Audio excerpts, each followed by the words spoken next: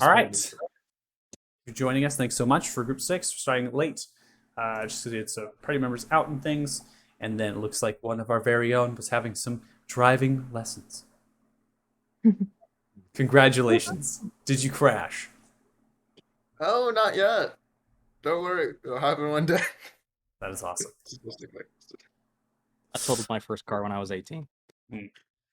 I totaled my first car when I was 21. The rite of passage, totaling your car. Don't worry, If you Lucas. survive it, you're an adult. I'm not on that list. Hydroplaning on the interstate. Super fun. I On the actually, interstate? yeah. For me, I have been in 2 accidents. One of which I was taking a Nissan Frontier out when I was the age of 24, and I decided, hey, let's do donuts. A lot of snow out, everything was doing great. Went to an open parking lot, doing donuts. Everything was awesome. Turned the traction control, the 4-wheel drive on. We were headed back, and all 4 of the wheels of the truck started spinning uncontrollably, and it completely took off, and we slammed into a tree going about 25, 30 miles an hour in the snow. It was God. crazy. Yeah, the whole truck like wrapped around and everything. Turns out the G sensor of the truck had actually fried. It was faulty. So the traction control locked up my wheels in anticipation that there was something happening, and lost control. So Nissan covered everything, which is great. Second accident I was on a motorcycle because I used to ride, and I low-sided into a high side of the bike on gravel, going around a hairpin turn, going 50 miles an hour, and the bike came across my leg and melon balled it, took out a chunk of meat of my calf, and that was great. So, Lucas, whatever happens, just know it can't be worse than that, because that was bad. Well, it could be worse. It could be worse, but I have confidence in you. You'll be doing great. We're telling you the horror stories to set you up that it's gonna be all right. And don't tailgate. Yeah. That's my lesson for you. Don't tailgate, because that's It'll be how I alright. ended up Worst case smashing scenario, into you someone. lose Yeah. a chunk of meat Yes. on your leg. Don't. If it's raining, drive slower on the interstate. Don't continue doing the speed Drive. limit. Drive defensive. Yes. Yes. And in the words of my father, I will state: if you ever get into a vehicle, always understand its capabilities. Floor it, test the brakes, truly understand what you got going on. Because in the heat of the moment, if you got to make an action, sometimes you got to know: do I floor it or do I brake? What do I got? Do I got horrible brakes or do I got the power? That's generally what happens. That's just a word of wise there. But okay, you're alive. That's good.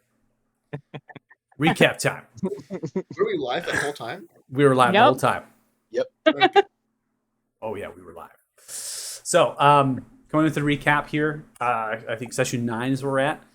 We kind of were brought back in from the events of the to the south with the Duke, with the Lise. This whole plot kind of wrapped up in a way with a little bow on top, and then you kind of came to the manor, which was under kind of investigation by the guard, right? Obviously, these things had happened. Servants were dead. There was cataclysmic of the tavern with the dragon flying through it, and so there was this great number of elements that had transpired. So you all have came back and just really settled yourselves down, reading the lore and things, and taking time in the actual library and the study here in the manor. One of the individuals, which is a particular guard, Landon actually helped right more kind of bring you in, giving your final farewells here to the cook, right? This individual that you had had relations with just slightly, and you're beginning to make a meal right in the kitchen in honor and thanks. So without further kind of going into it, we can actually kind of press forward a little bit, noting that it's late and you're resting long rests. So I'm going to go ahead and advance the clock just to showcase that you can take your long rest here. And then if there's anything anybody wants to do prior, right, to the night kind of concluding or in the night, if there's anything you would like to do, just state it, right?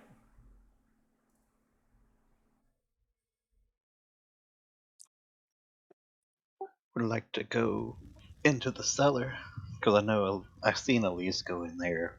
The first time that Reg came into the kitchen when he met the cook. What are you doing in the cellar?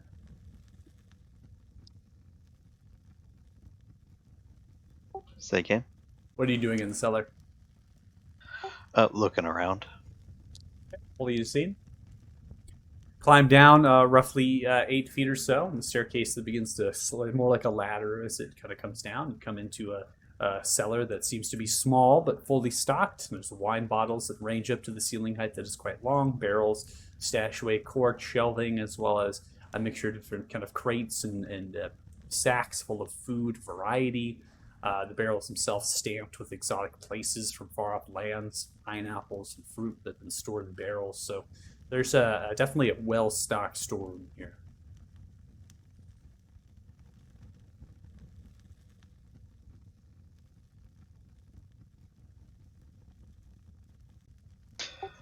Can I locate any coffee? Yeah, there's several sacks full of coffee. Three 1 pound sacks of coffee beans are found. Taking them all. Yep, taking them. We have the power. The magic coffee. And that's all. Okay. Just gonna put into your inventory coffee 1 pound, 3. Wait, 1. Should be a total of 6 now, because I got the 3 pounds of coffee the first time from Othala asking about it. Yeah, I got you. That's in your inventory. I just want to keep track quantity-wise for you.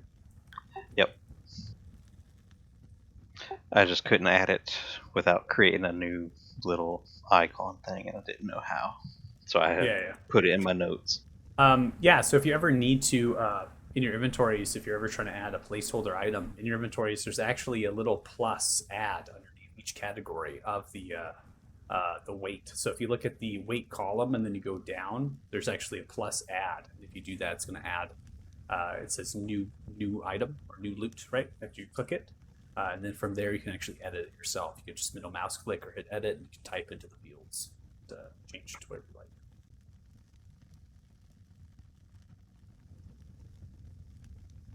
If we ever get to that point of keeping track. Okay, so you kind of did that probably before you've rested. Is there anything else besides grabbing the coffee beans and making this meal that you're partaking in? Nope, that's all. Okay. So at some point after finishing your meal, Landon actually comes in. A couple of the actual guard come in. Now, they're going to be removing the body, right, from the actual kitchen space. And kind of giving the final resting, if you will.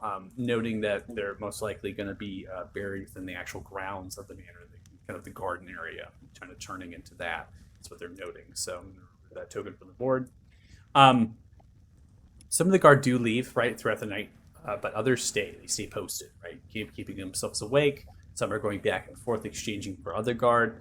And eventually, though, it comes to kind of a point in the night where they've settled down, finding spaces, finding stuff. And you all kind of begin to arrive. So we're going to go ahead and advance again to the 8 o'clock time. You begin to resting out wherever you found yourselves, potentially a couch, chair, a lounge, maybe just on the floor. The fire's, though, upkept purely by yourselves. Plenty of firewood there to throw in to kind of continue the warmth of the space. And overall, it's probably the best night of sleep necessarily you've had, with the warmth of the fire and the accoutrement that accompanies the manor itself, given that you've rested primarily in the basement of a tavern with straw and scratchy.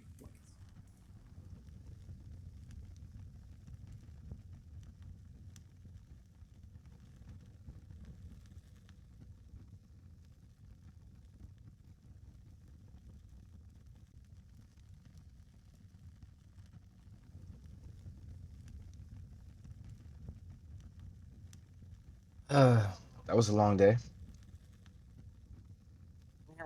Was that? Well, what time is it? Oh shit, are we late? Is there a clock in here? Or Well, are we just I'm pretty sure Pelu is waiting for us. He said they'll wait up, so Question is, do clocks the question really is, do clocks exist? Well, I don't know. Also on how to DM, watch. do clocks exist here? I'm pretty sure all of these clocks exist. Yeah, I'm pretty sure there's a watch at some point. Pocket watch? Yep. So I'm imagining if there's a pocket watch exists, a bigger, an easier to make version probably exists.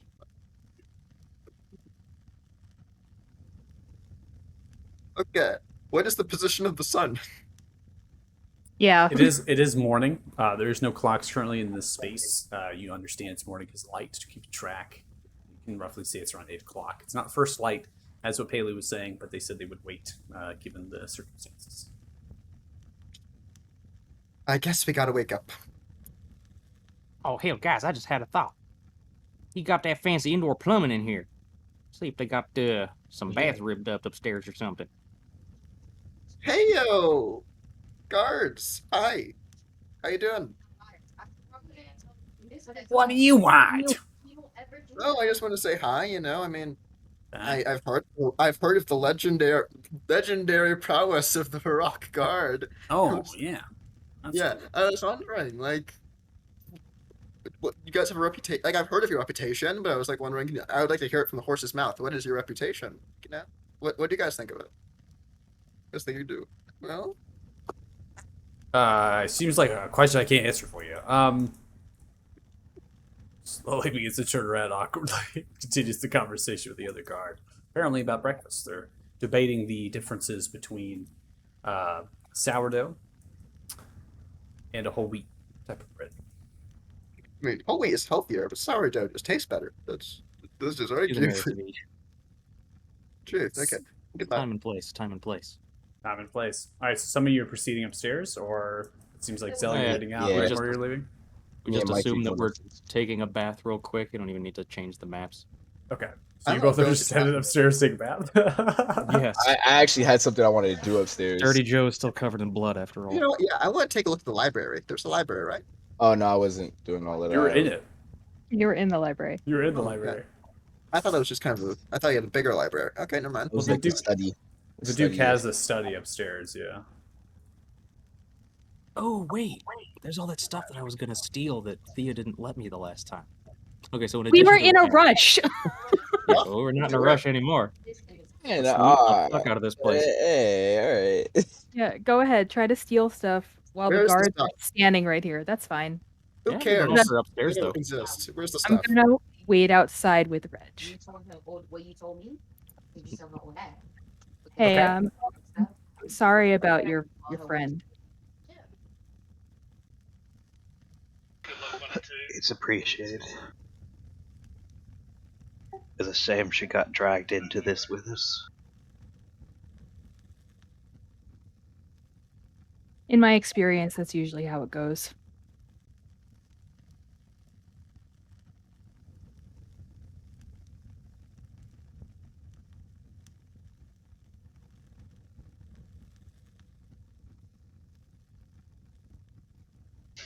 So what is our plan from here?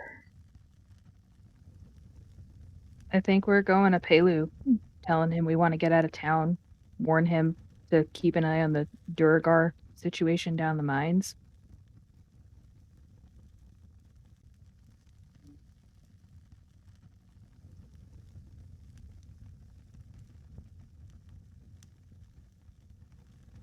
I mean, do you have a different plan?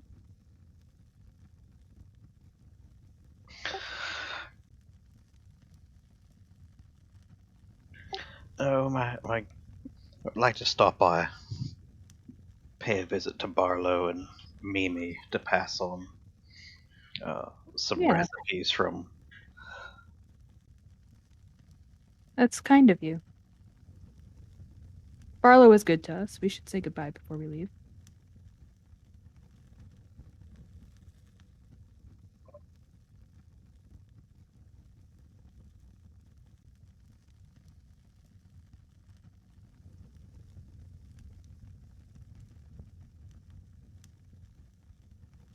Okay. So while you're having your conversation outside, waiting your party members, I'm just going to go ahead and pull you both, or sorry, all three of you, I guess, to the thing, since it sounds like we're going to get you all onto the map here.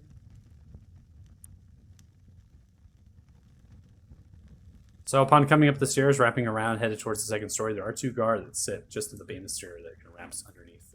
Sits above the actual landing space of the staircase. They're sitting there as they're slowly kind of turning and looking as you all begin to make your way up here, just watching you, not saying any words. So, Dirty Joe, where was it? Where's the Oh, bathroom? hold on. First off, we gotta see if there's a bathtub ribbed up somewhere. Okay. Hey, gentlemen. Guards, do y'all know where any of the bathrooms are? Looks at you. Why? Do you see all the crap and the blood and the guts caked over all of us right now? I actually We just would had really to, be obliged to you if we could wash off. Goes gotta through do the a door number here. 2. Opens the door. Tub in there. Bathroom over there. Where you all came in at. Points to the bathroom again where you've come up the staircase inside of the entry chamber, and then there's a bathroom inside of the actual Duke's chamber here. And then in addition to that, opens the door of police's chambers here. Points that there's the bathtub inside of the chambers there. So you make your way into the Duke's study. Thank There you. seem to be rifling through the actual table, the desk, looking through things. Slowly begin to turn look towards you. Hey, I just had some questions. First of all, who is the Duke's stuff going to? Like, he must have a will or something, or does doing evil black magic stuff negate your will? Like, What does it matter to you? Well, I don't know. I'm curious. He has a lot of nice books, and honestly, as a collector myself, I want to know if I can buy them. Well, unfortunately for you, this is still House Aurello, and the Duke apparently has his own estate in Olathan. So imagine it'll go towards his wife. Okay. Just to make things easier for her, have you itemized everything here? Like, sorted through it? Like, so you can send it, like, the correct I'm boxes? honestly quite confused. How do you relate to House Aurello? Oh, I'm not related to them. I'm just an interested party in the purchase of these excess goods. So it sounds like you need to first head to Olathan and speak to thy wife, and then Yeah. make sense of what is there. I will. I just want to make it as expedient as possible by making sure everything is organized perfectly. Has this chest been opened yet? Look, I honestly don't know who you are. I just know you were downstairs and the landlord was talking about some things. I think you should get on out of here. I don't want to make any accusations or anything. I'm just saying, me and my companions are deeply involved in the situation. Even just to satisfy my curiosity, I want to know what's going on. We were actively attacked by the Duke. I mean, I feel I have the right to go take a look around his study. Or, I mean, maybe not the right, the privilege. So you're saying that if someone came up to you and kind of maybe knocked you around a bit, you have the complete authority to go through all their material possessions and everything about their life, huh? I mean, if they're already dead and, like, people are Alright, already... I've heard enough, yep, don't worry. Ship shape, I need you to get out of here. I might have to fetch Landon. Ah, Excuse us. Oh, Hey, good morning there, current employees. Is my associate bothering you? Actually, isn't it time for your break at this point? yeah, I mean, we did pay you. You guys should get a break, right? You guys got the word, right? We hired all your firm out, so you're technically Yeah, we're under literally our paying authority for the couple days. I'm We are pretty sure employed this to is the actually- village of Harrock. If you've paid any coin that we make, then it's all up to the people. The people. Yep. There are things Yeah, that go and around they here. vested their interest to us. I am honestly very peeved right now. Quite honest, I got a job to do here. I got to rifle through lots of paperwork and read a great many words. I don't like to read. I need you all to take yourselves out of here and go talk to Landon if you'd like any part on this. Thank you. Wait, hold on a second. Have you all had breakfast yet? And I do like reading. I can go over through some of them figures for you. I'm a Let you know wizard. what's in 'em. My job is literally to read. Come on. You I can all help keep you. you all keep talking here, and all I have to say right now is you get the fuck on out of here. I won't say it again. You I'm ever seen a docking your wages halfling for with its anger? insubordinate behavior. Slowly pulls and holds onto his short sword at the side. Okay. Do we have to get violent here? No one here has done anything remotely aggressive. Why I does- heard going my on your posting quarterly quite review. nicely. My statue here. Get on out. Get. How tall is he? This halfling is, I mean, we're under 4 feet here. A little bit, just over 3. I pat his head. Short.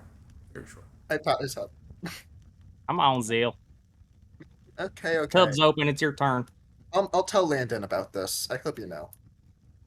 I literally don't give a fuck. See you later. I hope you know it's adorable. It is literally adorable that you say that. Oh, this door's locked. Okay, wrong door. Get back.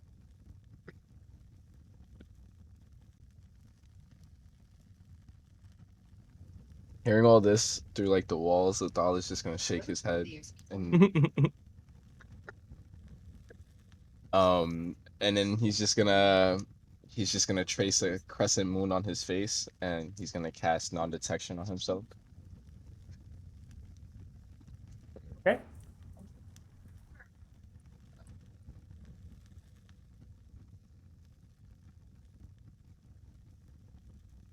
Yeah, he's gonna do that. Then he's going to take out the gem in his pocket, and I want to see if this works. He's gonna take the gem out of his pocket and also take out the glass eye that he has purchased, and he's going to cast clairvoyance on that cavern where the white dragon was at. And look at the area while attempting to try to talk into the stone and talk to that female voice that he heard. What is it you're trying to ascertain? Who are you? So you're trying to ascertain the voice in the stone, not necessarily in the cavern. What? Yeah, I'm just ascertaining the voice in the stone, but I'm also trying to, cross out the lines of who it may be by peering into that cavern where I saw that other figure at. I don't know if that figure may be this voice. So that's what I'm trying to do. Okay, so you're using clairvoyance on the cavern? Yeah. So you're using clairvoyance in a scene piercing through the veil. As you do, you're kind of brought into the same cavern that you had perceived before. You don't see any shadows, no movement. This crystalline cavern, these white crystals as they glow, high vaulted, slight little effect again. You're getting the same kind of description as you had before.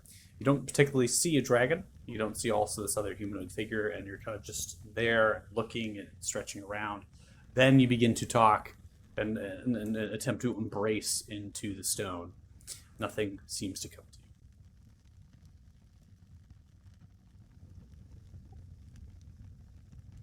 you. Okay. Guess this only works in certain situations or when it feels like talking to me. Okay. Then I go and take a bath. Okay, so you go and take a bath. So at this stage, Zell, Mikey, what are you both doing? I think I'm gonna kind of give up. These guards are predetermined, and I'm gonna start looking for the materials I need to summon my familiar again. Like, going to town, checking shops or something for I'm just gonna head familiar. out front. I mean, I think that you can probably find enough stuff here, actually. Really? You just need charcoal, incense, and herbs? Yeah. I think you can Hey, find time to raid this guy's bath closet. It's Go. 10 gold worth. It's not that You hard. just need a fire and some things. Yeah, I mean, this is Where's the literally it. Just search around the banner and find it. Okay, I'm raiding this guy's bathroom drawers. Sure, why not? Find what you're looking for. No worries. I'm just gonna head out front. Okay.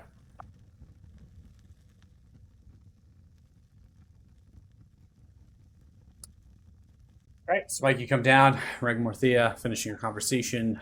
You've been just waiting patiently there. Dirty Joe appears. Zell, you begin to stride down, now carrying a whole slew of the Duke's possessions of incense, charcoal, and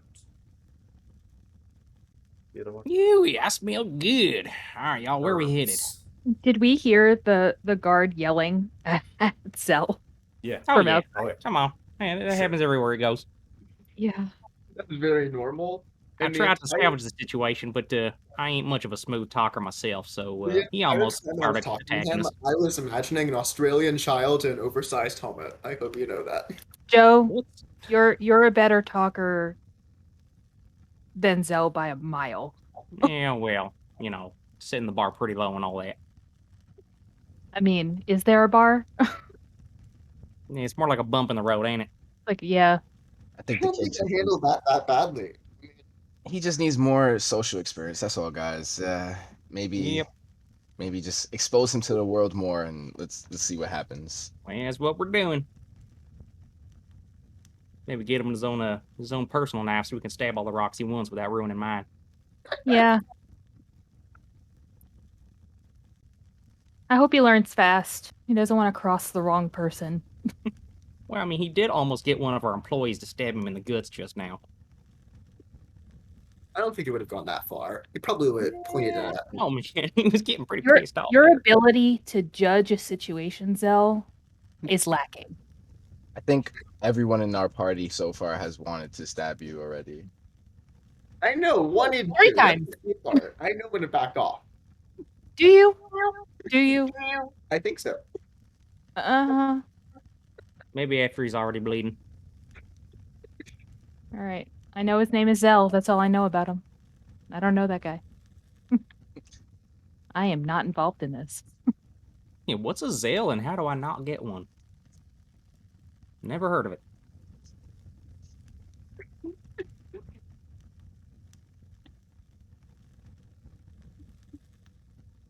Are Right. we waiting for anybody? Well, at this point, you've all kind of grouped together. Half an hour or so passes by. I thought you can last down the staircase, bathed and ready to go. Feels great.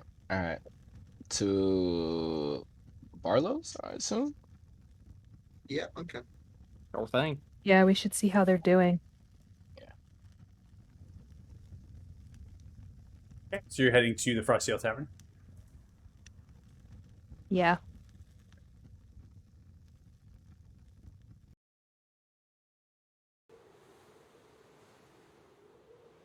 So beginning to fall down, light to medium as it is. Temperatures ranging roughly of 23 to 25 degrees Fahrenheit. It is indeed cold. Not for you, Sala. I just saw it on It's there. a nice day. You see as you come in, Barlow and it looks like Cook Mimi are currently cleaning rubble and different pieces of debris, brooms as well, sweeping and just kind of piling things, getting things neat and orderly. The roof itself, snow falling freely through, the wall still destroyed. Barlow turns and looks towards you all. Oh, hello! Well, how's it going, Barlow? And Going. Tavern's closed, I'm afraid, for a long time. Till I fix it. Well, yeah, I understand that. Really, we wanted to just pop by and let you know we really appreciate all the hospitality you've shown to us while we've been in town. You've been a real friend to us. Yeah, no worries. I try my best. It's my duty as tavern keeper. The Uh, best is certainly more than good enough for us. Barlow, I don't know. I don't want to take I would say blame for all of this. I just feel really bad about that white dragon situation. It seemed to attack us and all that. I just wanted to make a small contribution to this tavern that showed us hospitality. Here, I'll give him a little pouch, about like 200 gold. Accept this. Token of my gratitude. Hope Thank this you. helps you out. I really appreciate this. Thank you so much. No problem. Thank you. Keep next time we come back in town, Barlow special on you, right? Oh, yes, I suppose. You ever make your way here before again? Rock is definitely one of those places that doesn't seem like anybody ever wants to come here. I don't know He does why. have his charms. Yeah, it's a pretty good town. Yeah, y'all do good here. We try our best. Oh, hey, you know what? Now that y'all are needing a new mayor, is there like an electoral process for that? Or duke or whatever? Well, this village didn't actually have a duke before. We just fend for ourselves, and we're still in the reign of Lord Down for Lore. Lord I runs the Frosthorn in Northern Wood Valley, so I imagine we'll have some sort of envoy eventually after the caravan reaches and you all communicate that what has happened. Well, in case y'all are looking for I don't know, some kind of acting grand poobah until the higher authorities figure things out, we'd be happy to put your name forward for good consideration. What do you think, Barlow, for temporary mayor? You mean me? You mean temporary mayor? Well, shoot, yeah. I don't know about that. I'm not really in the mindset of governing anything. This village is my home, but- and I love it. And I've always been a tavern keeper and a brewmaster at heart. Just keep myself there. That sounds wise. Oh, well, I understand that. Try to steer clear of politics myself. Yeah, I just thought it might be nice. Of course. Barlow, I'm just curious about this. Do you have a family? Like, do you have little ones or anything? I have family. No, I do not. The Well, tavern was my child. okay. Very- I'll pat him on the shoulder. It's all right, Barlow. It's okay. I have very good news, and that's that women love mayors. So, maybe you get some temporary mayor, get the tavern back in action, you get back out on the market, you know? I don't know what you're implying.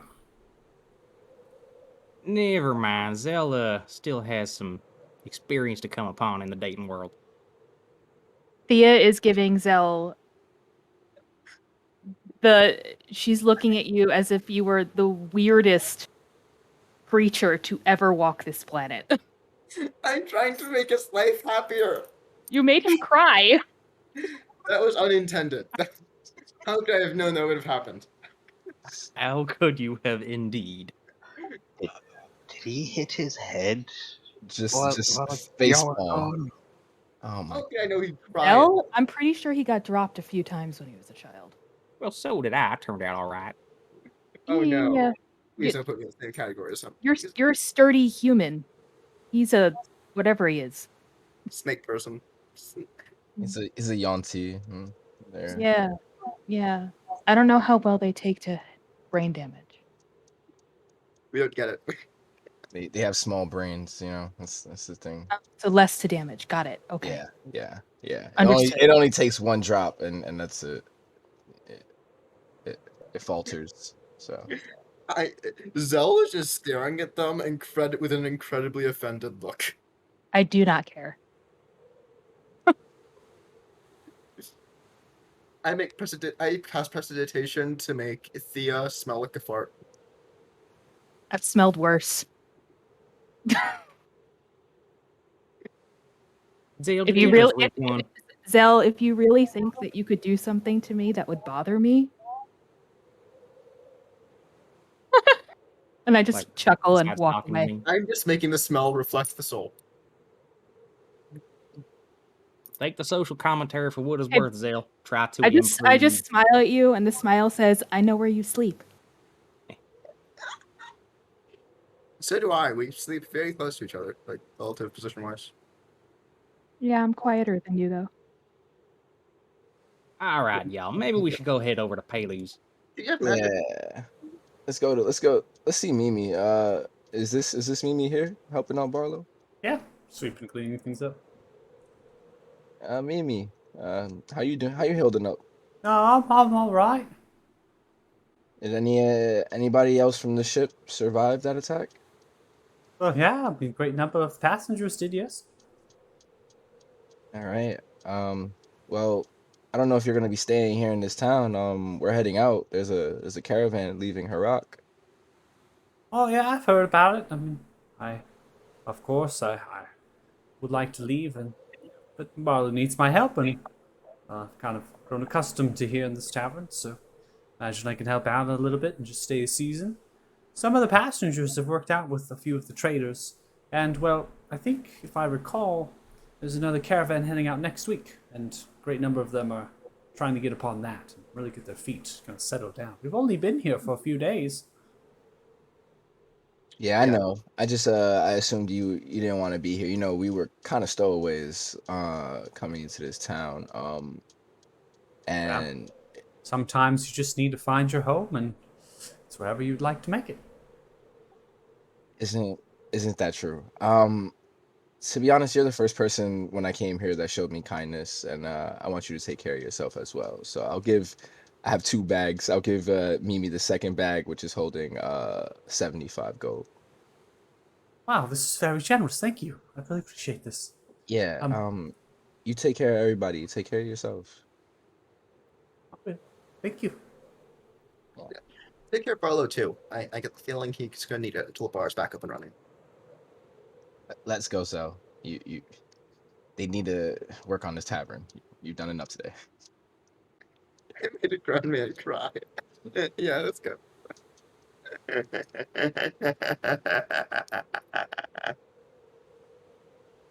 You hacking up a lung over there? Don't like that evil laugh. Barlow, I have a um the cook Maurice that was employed by the Duke. She had passed, but before the tragedy befell her, she copied down some of her recipes, and I would like to have you and Cook Mimi to have a copy of those recipes to carry on at least the legacy of her cooking in this town. All right, I will do so. Maybe she was a fine lady. I put you on the shoulder. Does hit a little hard. We had a romance when we were younger. Can't help to think what could have happened.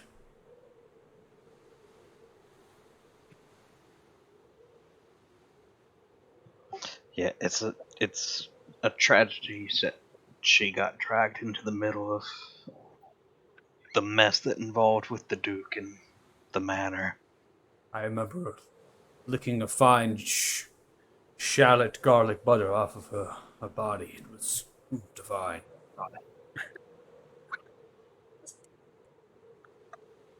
I gotta try that sometime. A fine garlic butter off. Yes. The salt of the skin really accented. It's quite erotic. Zell leaves. Maurice opened my eyes to a great.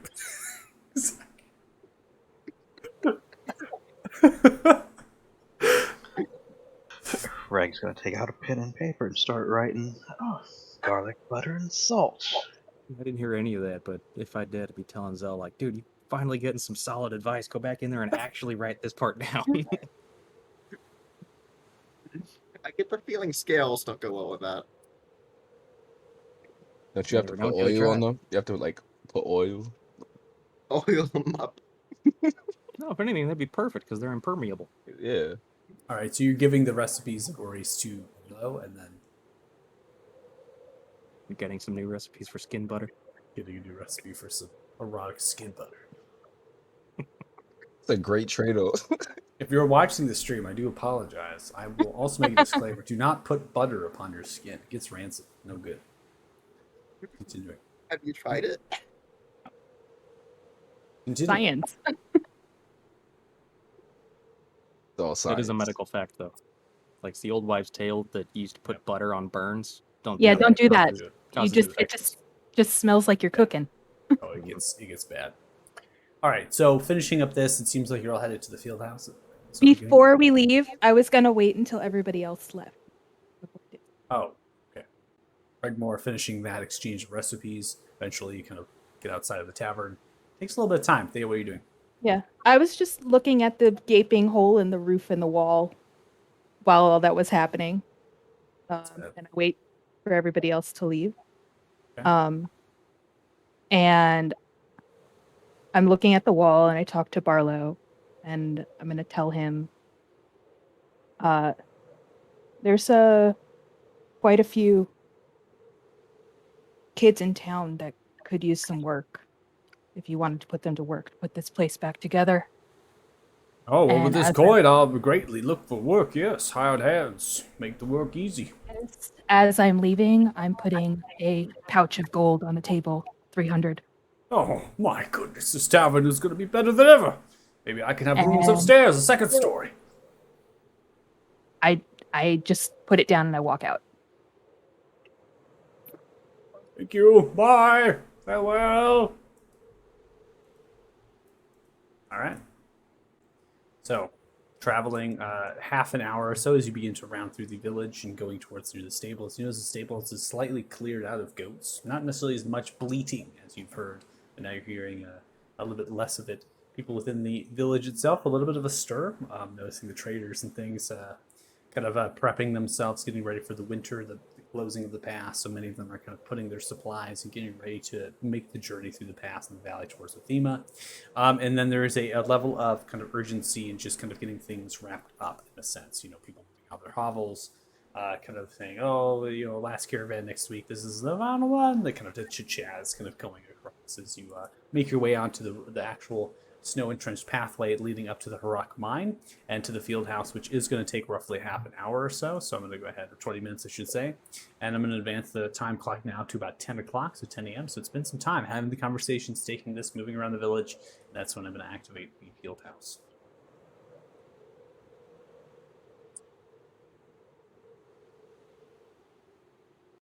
Oh, look, looks like a caravan. So I mean, it's used as sheep, but close enough, right? Goats. Those are goats? Oh, yeah, horns. Yeah, goats. Okay. You never seen a goat van? All right. So what you're coming to, it seems to be 3 large of these stagecoach-like things. Remember, I use tokens really as placeholders in a way. So we always got a theater of mind. I'm never really in the mindset of trying to make things too particular. I love theater of mind stuff anyways. That's how the campaign was wrote to begin with. So the actual wagons themselves are more stagecoaches in the sense that they have this interior cabin space. Resembles that of a pickup truck. So you have like a stagecoach design with a driver's seat at front. There's this pocket area you can have to climb through the drivers into the stagecoach, which is kind of a double wooden door on either side that enters into a space. The interior made out of wood, slight metal reinforcement, and then you have like a bed, right, that extends outwards at the back end of the wagons, and that is filled with iron ore, pure iron ore that has been kind of extracted from the mine, piles high in, and it's covered with like a netting. Right, so we see this similar in modern day with, you know, netting that kind of goes to hold over cargo, doing the same thing. It's like fish netting. It's kind of draped over. It kind of braces the back of the wagons themselves. Now, the mountain goats are actually bridled in these harnesses. They seem to be all tethered together. That leads into the actual kind of a position of protrusion of the wagon itself that it seems to be specifically designed, these wagons, to be pulled by mountain goats. See, there was just a massive amount of bleeding and craziness is just amongst them. It is too much to contain at this present moment. There are 3 of these stagecoach wagons. You notice that there are 2 people, individual, kind of at the back end. One at the back end is Timothy. Timothy is the one that was rescued. One of the prospectors currently is at the back end there. Now changed token-wise just to represent themselves in kind of common, I guess, attire, and they've got the brown hair. The features seems to be well cleaned, well groomed, and ready to go, wearing warm kind of brown pelts over their shoulders. And the actual second wagon, which seems to be quite odd, is an older human. This older human, seems to be plus 90, pushing it. A bald head, weathered features, holds a cane on one side, is shaking a little bit, holding themselves into a cloak of robe and brown, and then over top that of a kind of a wolf pelt. And they're kind of just holding themselves there, shivering and whatnot, and they are really old. It's a good, just so old.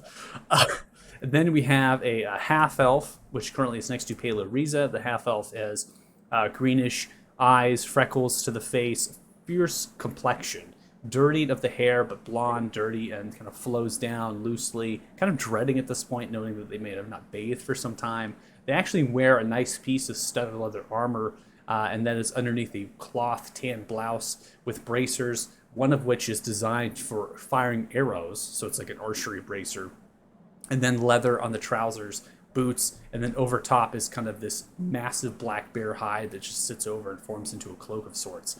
Noticing a quiver to the side and a longbow over the ensemble, they do have a kind of a dagger-esque into the side, and then a satchel and a backpack as well. So they're very kind of showing themselves as like an adventuring type in the way that they have weapons, backpack, and certain things. This individual is this half elf is having a conversation with Pelu, and they're really talking. And then Thoric is there, and they're kind of having a little bit of a trio conversation. As you all begin to come and embrace, many people in the canopy area to the south of the particular map, they're kind of gearing themselves in a way, moving supplies around, shifting things around. And it's kind of like a reset, right? Kind of noting that, hey, we need to refill the wagons for the next week, but we also need to get ready to close down the mine for a time as the weather itself is going to get too harsh to do standard operations. And noting that they still work in the mine, but they store the materials over the winter. So they're kind of getting things in preparation for that. So not to say that they won't work, but they're going to work less, and then they're going to store the materials instead of filling the wagons quickly and efficiently. And that's the same way with the livestock, getting them bed down in a way. So as you approach, you see Thoric slowly turn around. Oh, finally, the fucking here. Hello. Oh, Good day. Nice to see you too. hi. Pelu steps forward. Greetings! Welcome! Oh, that's fantastic. You're all here. That's great. Yes. I'm Oh, glad. dang. I love your Um, setup here too, man. Have these goats pull all this stuff, and you can make a good stew out of them after you're done. Well, Yeah, let's not do that, please, and thank you. Taps you on the hands. Looks like you got a nice rest in the bath, yes? Grabs you on the hands. sure did. Slowly moves over to Athala. Are we all ready? Ready to go? Geared up? Yes? I believe so. Are you coming along with us? Oh, gosh, no, I'm not. Let me introduce you. This is Kalan. Kalan, please introduce yourself. Raises a hand, just holds it there, and slowly lowers it, standing. Kalan is, let's say, not really eager to speak, not a speaker type, but Kalan will be leading this journey and this voyage, so to speak. Has been working with the Harak Mining Company for some time, and deals in the skills of, what was it you call it? Hunting. Yes, a hunter, ranger type folk.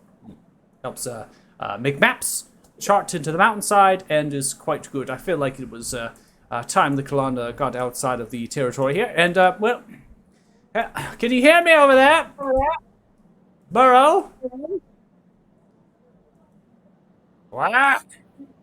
Burrow! This is. Follow me, everyone. Slowly begins to trot through the snow, aimed towards the middle wagon with the older human. Okay.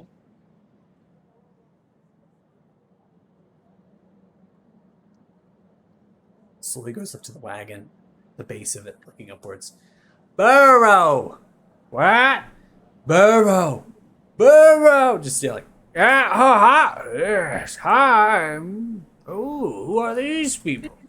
They'll be accompanying you on the caravan. They will help. Slowly turns around. Burrow is very hard at hearing. Well, yes. Anyways, carrying on. Sidesteps over. And you know this one is Timothy. Timothy Oh, wave. if it isn't Timothy. Hi. Feel like Timothy needed a little bit of break, maybe some R&R no thema. After everything that unfolded, I feel like that was necessary. Keep Timothy safe, please. Thank you. Of course, of course. Will do. As you walk by, Burrow begins to yell out, food! Food!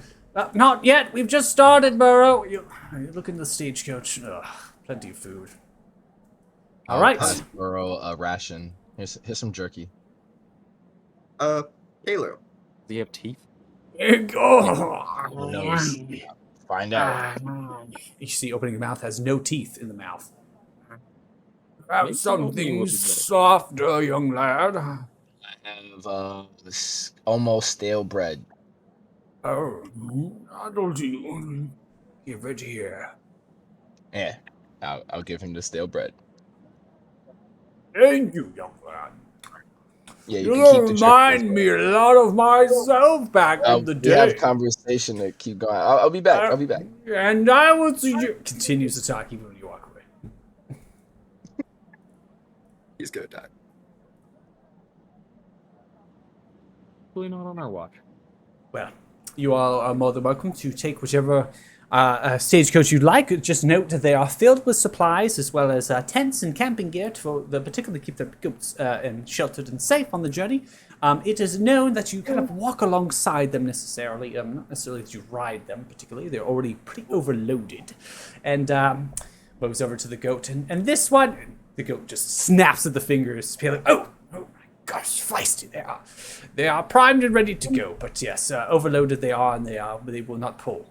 They are quite smart indeed, not like horses. So, to tame these beasts. So, anyways, I hope that you all enjoy your journey, and good luck. Oh, Bon Paylor, voyage. Thank before you, you Bailey. leave, Yes. is there anything we should know about? Like, for example, if our companion Ezekiel negotiate anything before we leave? I don't believe anything was negotiated. No, we're good. No. Okay. I'm sure he went to Mhm. talk to you, and knowing He had him, he told us that. probably organized something. Like, assuming he was here, like, he would have filled us in on everything that happened. Okay. What do you believe Thanks Ezekiel for would tell you? Elu owes us money. Yeah. So what value is whole that? This whole thing was supposed to be us traveling with the caravans, defending them. But did Ezekiel do that in I the don't- actual town? I'm pretty sure he organized for Paylor to give us a gift before we left. We never specified, but there was like A gift or payment for a job. I think it was a bit of both. Paylor was just being a bit playful.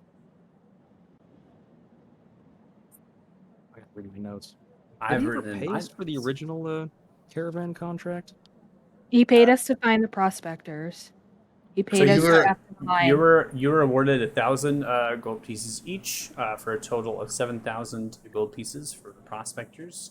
You provided 1,700 of that to the actual prospectors' families.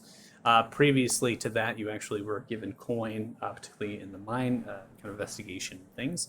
But there has been no negotiations except for Ezekiel mentioning something within the tavern very briefly towards Paylor in a jokingly manner, which really came down to the fact Ezekiel was giving back to the village and the tavern itself.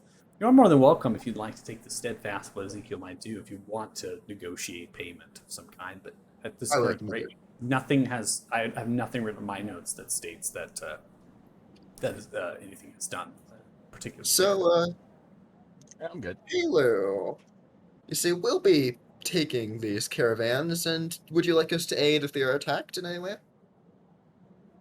Well, I imagine that you would do such a thing anyways, if you care about your own life. But, Wait well, a second. Wasn't that our original contract when we first showed up here? We was going to be armed escorts for this, yes, and we're negotiating. and everything else kind of happened after the fact.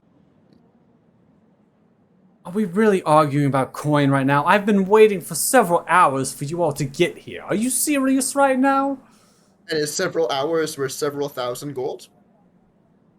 Yes, they are. My time is precious, I might add. Excuse me. Okay. Fine. One caravan. Hey, I'll You keep- know, keep- I mean, keep all these your- tasty goats up lost in the mountains. Who knows what could happen to them? What about you let us keep one of these kind of stagecoach things? I think they No. made these for income. Listen here. It's just You this was already in advance kind of talked about. Yeah, fine. it was. I will give you coin, and I don't want to hear another damn word about any more gold paid towards all of you. Done enough Of paying course, for your we're services, which getting have a left me in a goddamn. We get results. Thank you. We get results. We're just getting the money we're owed. All right, No guys, more, no we, less. we got it. Let's not pressure Paylor anymore. We got the money now. It's the There we go. principle of the thing. Oh, by the way, Callan. It's Kalan. Okay, yes. I don't want to mess with your whole vibe, but like, do you want me to do prestidigitation to like clean you up a bit? I'm imagining like, is it do you Zale, like being a bit Zale, dirty? Zale, Is it Zale, like Zale, Zale, Zale. nice your You nature? just met our god here. Just leave him alone. I Slowly want to go on turns friendly the terms head. with them if I can help them. Slowly turns the head and looks towards Thea. Is he always like this? Yes. You can Always. He's It's gonna basically be a just long journey. It's on he the can wagon. get lost. Tell me about it. Pulls out a small flask hidden away, begins to swig at it. I can make stick taste like there's pomegranate in there. Doesn't say a word. Eventually, Pelusa grabs a chest, opens the door, comes out and throws it down. There, fine. 250 gold pieces each. Yes? Yep, Sure. sounds good. That All sounds good right. enough. Thank you My kindly, Pelu. Fingers and broken.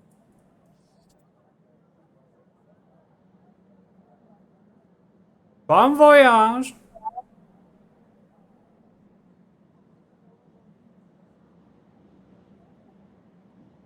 How much was it? 250 each. Okay. 250 each. You could always put it into the treasury, which has 2,100, so you can add it to it. Like, always Yeah, your I'll put call. mine in the treasury. Yeah, you could do that, Reg. Yeah, mine's as well. Okay, so you want me to put you're both in there? Yeah. Yeah, mine too. What was that? Mine as well. Okay, so Reg, are you taking, or you want to put it in the treasury? So 2,000 into the treasury. It's 2,100 in the treasury right now, and now we have 3,100. Yeah, and 4 of us are throwing into the treasury. So it'll be 5 of you, so you're 3350. Zell, I meant you're keeping. Yeah, I'm keeping mine. Is Zell donating money? What universe do you think this is? You Right, learn So it. it's a treasury character sheet, though. It's there at 3,350. I put Ezekiel's as well in there, so 250 provided. Now giving towards the wagons themselves.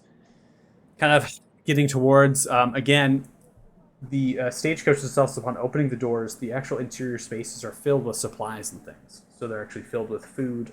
There's a couple smaller chests, potentially like gemstones that they're attempting to take over to their delivery site as well. And then in the stagecoach, there are compartments that you can open inside of the interiors with benches on either side and towards the back end. And the compartment is simple to like a cellar door, like a trap door that opens and has like an underbelly with more of supplies. What you're seeing here is the wagons are well equipped, and you have up to 2 weeks of actual feed for the goats, in addition to the people maybe accompanying, right? So a variety of food. There's also like firewood potentially, like to make fires, equipment there to continue to stay warm, and then there's elaborate mechanisms that can actually be fit into these poles, which is in each corner of the wagons themselves, and drape outwards canopies potentially to create shelters or tents. And imagine that the wagon sits at the center uncovered, and then the exteriors themselves are covered in kind of a dome-like structure. So it's very, again, takes up a lot of room, all of that canopy, all of the cloth, right, the kind of stuff there to do that. And so the actual stagecoaches themselves in the interiors are completely filled. There's not really a way that you can actually ride in them or whatnot. Now, the driver's seats are big enough for 2 people to accompany, but again, what Pelu was saying, don't overload them. Don't put yourselves up high. They're already overloaded as is. And these goats are very temperamental. They will not move when they don't want to. So you're noticing immediately Kalan is pulling out a stick of some kind with food on the end, similar to a Kiro stick. He begins to kind of dangle it out in front of them. The first one begins to move, and we all get on our way. I'll be in contact with you, Pelu. Bye. Carrying you on a lot of the minor folk towards the south side, giving you a good long cheer there in your final send off as you begin to make your way, and this is where we're going to advance to the actual continent map. Well, shoot, we have fans. Spayla looks towards farewell, Hey. goodbye, and you begin to head and out, and you on the road. Wow. We're Oh, finally feels leaving good to Harak. be actually moving. Feel like we've been there for a year. Yeah, Um, subject time. As we're traveling, I would like to cast message on Kalan and just start pestering him. Oh God. Like, not too overtly, but just like, hey, dude, I'm just trying to be friendly. You're Dude, getting pestering just lost in the mountains. dude. Kalan? Yeah. Kalan? The Yeah. pronouns are her, by the way, not a him. It's a her. Yeah. Okay, She well, basically you looks like didn't know? almost exactly like me. Yeah, there's a lot of similarities. It's just really funny to the characters. yeah, so I'm just gonna be like, hey, so like, I'm just trying to be friendly. I mean, we're traveling together, so like, how long have you been doing this? Sorry, my Discord pop-out crashed. Yep. But I'm still here. Okay. So you're trying to talk to Kalan, be friendly. I'm trying to do it. I'm trying to message them mentally so they can't ignore me. You speak message. Yeah, We I'm hear. messaging. I'm casting the message cantrip. As you're casting message, voice rings out again. Kalan's at the top of the wagon there, and just kind of looks and yells, standing up as driving. Whoever the fuck is messaging me in my mind, you will take an arrow in your chest. Cut the shit. Oh, look, Zell's making friends. Wait, I know how. He Let me doesn't tell learn. you, bodies are easy to hide in the Frostworn. You Really goddamn right. badass line. I will be totally stealing that.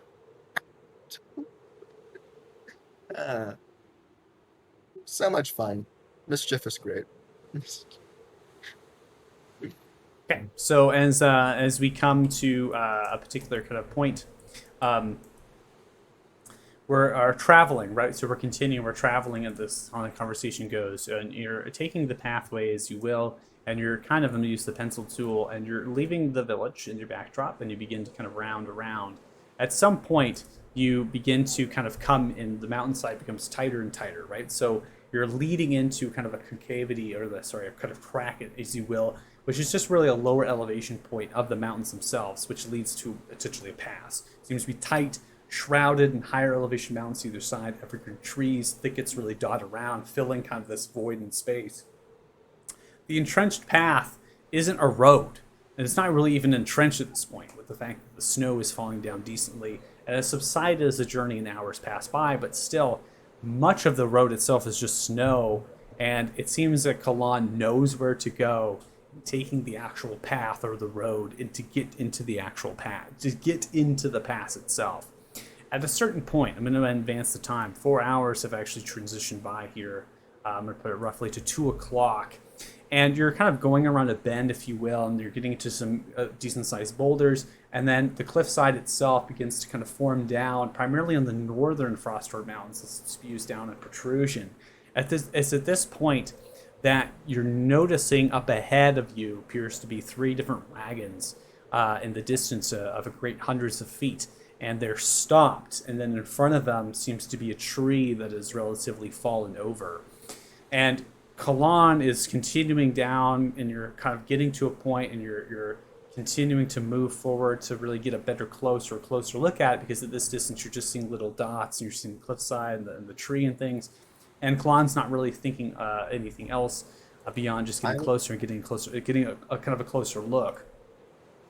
As at this stage, I'm going to go ahead and drag your tokens down onto the actual board here, noting that you're at a distance and kind of a footage that is greatly farther, and I'm putting one of the wagons here just to signify that Kalan is on top of it. So give me 1 second. Now, your place and position obviously is varied. This is purely just to get your tokens down onto the board itself, and then to signify perceptions of what is up ahead. Can I start messaging like people, weapons at the ready? I don't think you need to message us to do that. Okay. Yeah, always- it seems like a pretty obvious ambush. Yeah. So Yeah, right it's now pretty you are off the map. You're a great number of feet off this particular map. You're on the actual pathway in the road. And again, you're just getting a closer look to really kind of see what is up here, what is up ahead. And so at this stage, you need everyone to roll perceptions.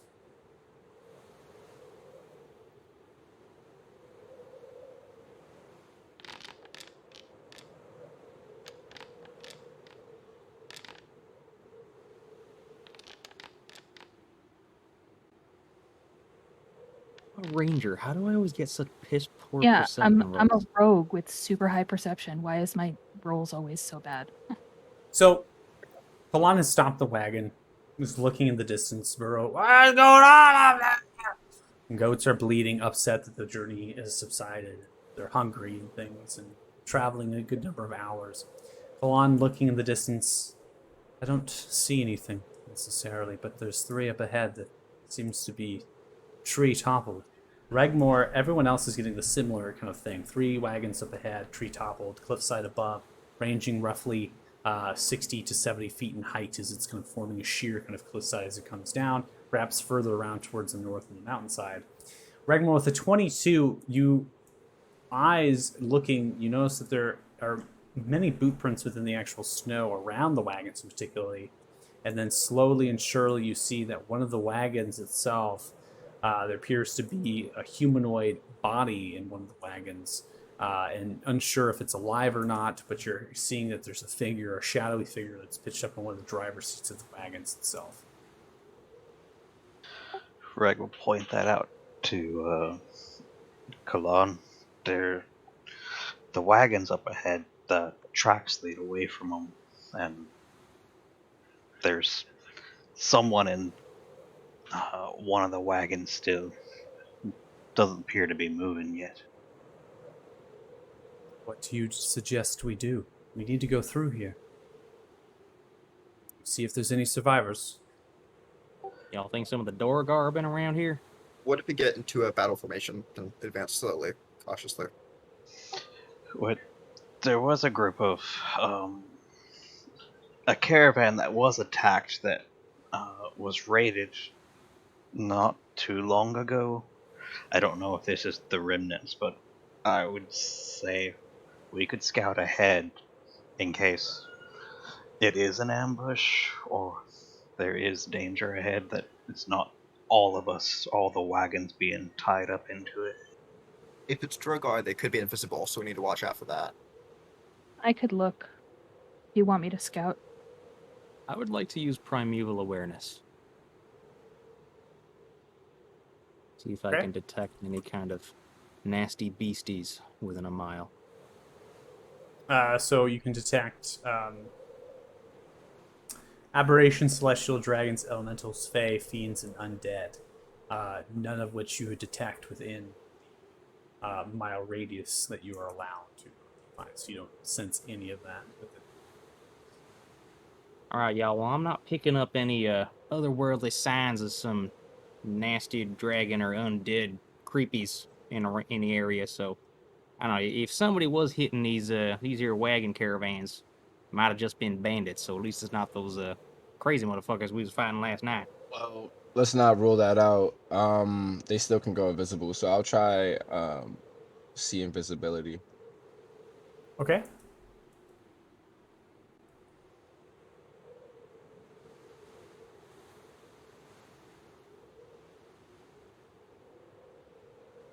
Okay, see invisibility stretching outwards and looking. So with all, are you making your way onto the map now, kind of moving forward? I'm just moving forward about like 20 feet, just to see if I'm seeing anything. Okay, well, so your token positions, you're off map currently, so you're far away. Okay. So you're seeing the scope, and a good way to represent this is the fact that your passive perceptions, some of you, are enough to be able to see this is, as well as Kalan's passive perceptions. So that is why Kalan had kind of subsided. You use the see invisibility there, and with the perception check that you had, you still do not see anything at this distance.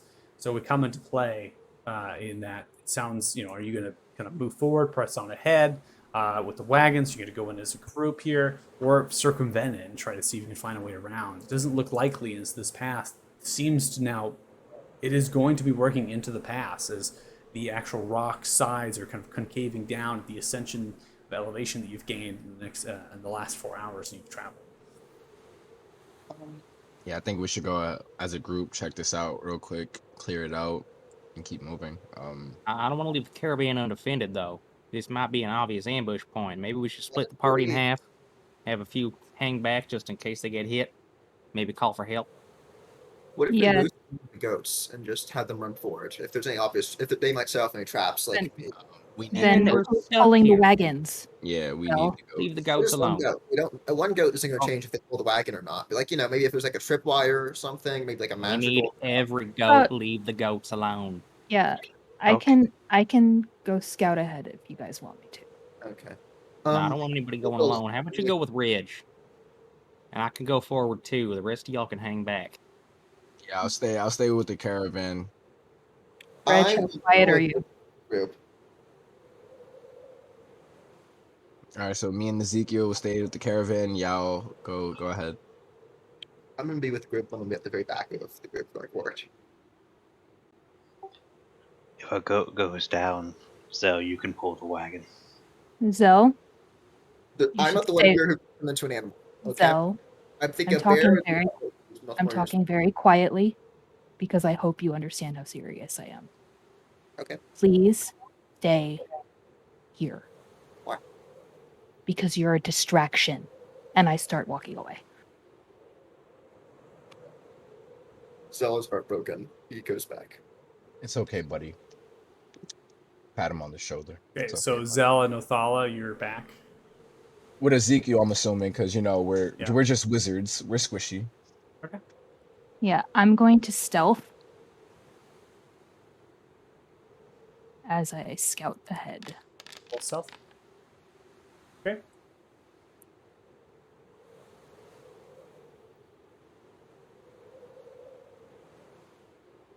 I guess I'll just be looking around through the tracks, see if I can discern what's been going on, see which direction everybody went, see if there's any possible hideouts nearby, anything like that.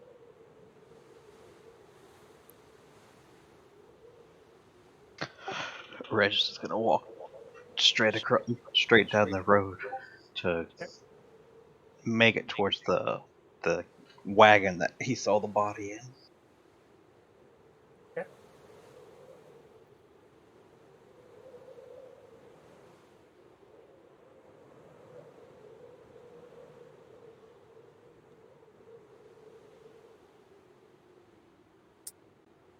Now coming across, it seems like these wagons are owned by traders. None of them have any rock mining company symbols that are ingrained within the wood. The back of the wagon seems to be cleared off. Chests are actually opened and broken blocks and things. One of the things actually had bits and pieces of like material like coal and rock and things in the back wagon. That's been left. The front wagon's been cleared of any contents. The body of the driver sitting in the middle of the wagon seems slumped over. It is unalive, dead. Another body is burned. Currently, this one is on the ground, burned, roasted. Skin's still hot.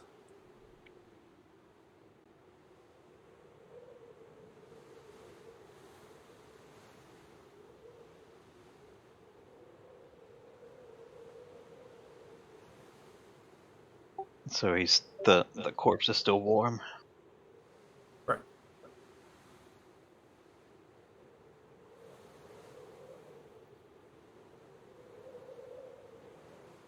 How stable does this tree overhanging the cliffside look? It seems stable. It's large, evergreen tree. It seems to have toppled down over the cliffside, then down, pitching in. The cliffside itself is degrading in elevation as it makes its way into the pass, eventually kind of linking together with the elevation of the road and subsequent kind of cliff sides as they range. And again, the ascension itself, now seeing and signifying what your current location is, you round around the bend, you can see that the pass itself beginning to form and the large elevation gain in your present, ever present future here is going to be happening. Is there enough room for me to walk underneath the tree, or do I have to go around it? Yeah, you can go underneath it. It's like crashed down, right? Kind of pitched over like that, so you can get underneath it. You're kind of tracking for tracks here, so Dirty Joe needs you to roll a survival check.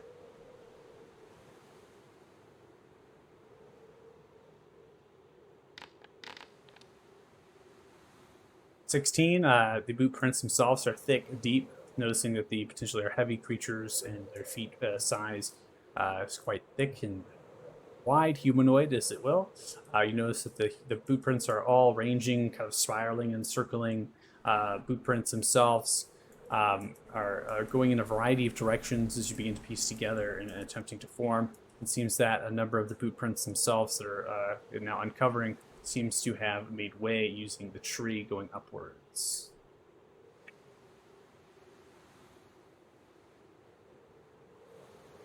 Okay, I'm gonna go over to Reg and relay that.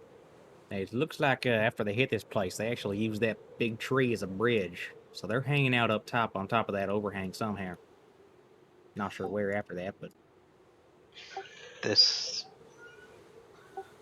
body was burned and it's still hot, so it's been recent. alright, so well, let me think, maybe get one of the wizards to cast a spell, get this tree out of the way, and then just make our way through as fast as we can. Hopefully they're distracted for the time being. We can just kind of slip by. I would rather not drive the wagons through because we don't know how far this ravine goes, and if they're up there, they have height advantage, and we're down here in these wagons. They're pincushion targets. There could be other choke points. Those at the same time, you really want to go up and just take out a whole mess. Like, what if it's just a whole nother town of them Dorogar that we got to tangle with? I'd rather fight them up there than be pinned down in a ravine. Well, all right. He's got a point. Feeling more like a gambling man. They just took a fresh kill. They might not be interested in us. But I see your point. So we're Can gonna you gather everybody up tell- and go hunting. Can you tell roughly by how many footprints there are the amount of people that were involved in this?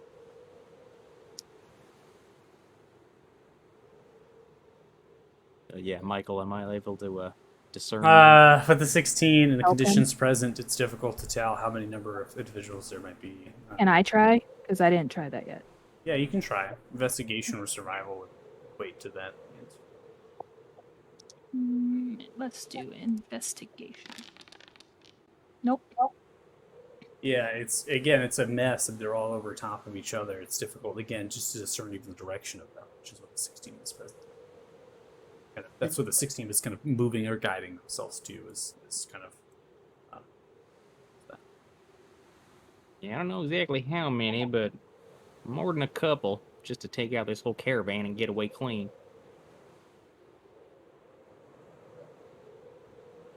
I don't know. I kind of what Reg said. I don't want to get stuck further in the ravine.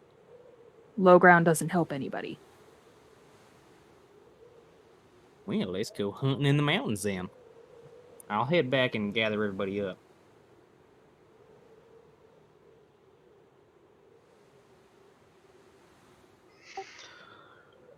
Should we at least try to climb up there and see if we can get a better look? Let's wait until everybody knows what we're doing. So I'm heading back to the party and explaining what we saw, what we're planning to do. Okay. I think we're gonna head up them. We all agreed want to go on a bandit hunt. Yeah. Alon, Or, we need to. This journey is harsh and severe. We cannot just simply wait. I mean, do you see all the burned out carts right in front of you? I understand, but that seems to have happened in the past, is what you're. How many I- times have you done this run before? I've only done it once. How many other Those- choke points are there? Pass is tight and constricted. It will be difficult. Won't be able to pull around once we're in, but we need to keep the schedule. That is paramount importance. You all asked for gold to protect the very caravan here. Now you're asking us to wait and for you to go hunting for whatever creatures have done this. I mean, yeah, we're the protection for the caravan, and we are going to go take care of the thing that is killing caravans. what if Kind of a simple concept there. what if we make a compromise, and we send one or two of us up onto the cliff, like up on top of that cliff where they came from, to follow along with the caravan from above. That's That what way, if they try to attack us, they can maybe give us a warning and land one or two shots on them before they hit us. So they get the drop on them, and they can maybe even warn us before we get the drop on ourselves. So I have traveled it these may be like- mountains for some time. The pass is treacherous. The cliffside that you see will surely end to ridges and other trees. You will get lost. The journey to get on top of the pass will take us till the next day, potentially. It's a very long journey. Wherever these creatures come from, whatever's done this, you can spend all night tracking them and not find them. Alright, can we have an hour? Can you wait here for an hour so we can cast a spell? I don't know, Zell, do you have any material components to make snowy? I do, yeah. If you can give us an hour, we can create an aerial vantage point where we can scan the skies and watch ahead of us. Therefore, we are aware and can still keep moving. While he's casting the spell, we can probably move this caravan into the tree. Does that sound compromisable? You want me to wait an hour so that you can cast a spell? And move the Move caravans these off other the carts road out of and the way. tree Move as the well. tree out of the way. You can do many We can go around the tree, pulling alongside of the road. It's not difficult to do, but Yeah, but then if you slope down and the caravan tips over and we have more problems. And besides which, whoever hit that caravan there, they're using the tree as a bridge. So if nothing else, we'll take away their obvious easy access point.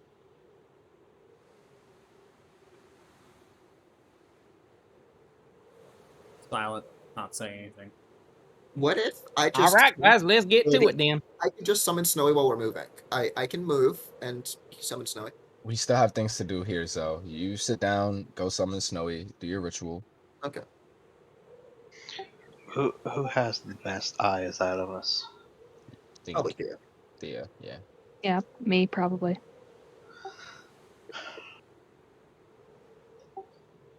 We can make a compromise if we want to pursue this. I can take Theo on my back as a wolf. We can cover more distance, and the caravan can proceed, and we can manage to catch up if we need to or things go awry. It sounds good to me. Y'all are willing to put yourselves out there like that. Yeah, I don't want to engage with anyone if we can avoid it. If we're spotted, I'll hightail us out of there and get back. All right. Sounds like a plan. Alright, then revise the plan. Kalan, you get your way.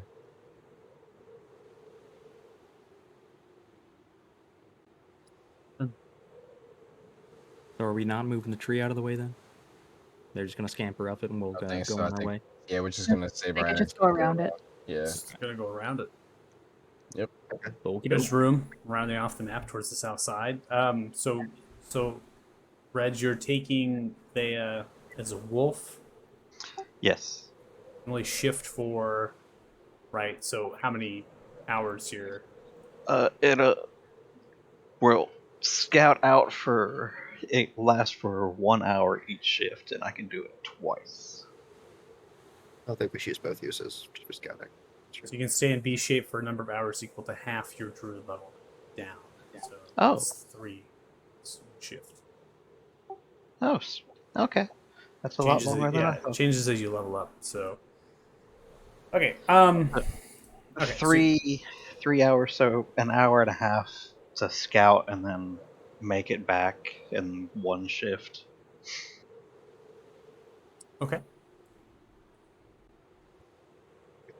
I'm gonna be casting my ritual to summon Snowy while they're doing that, since I don't think you have to be moving to cast ritual. I think you can move and cast ritual at the same time. Yeah, that's fine. No worries there. So okay, so you're ritual casting Snowy. We're moving the wagons forward. Bay and Reg. Reg is a wolf. You're going on to scout.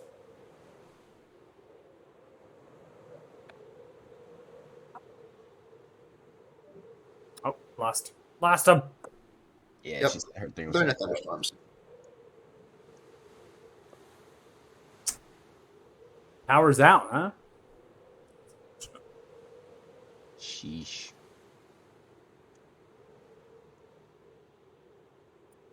There, I got mobile data maybe. Guess we'll find out. Oh, they're back. Hey, Hello. welcome home.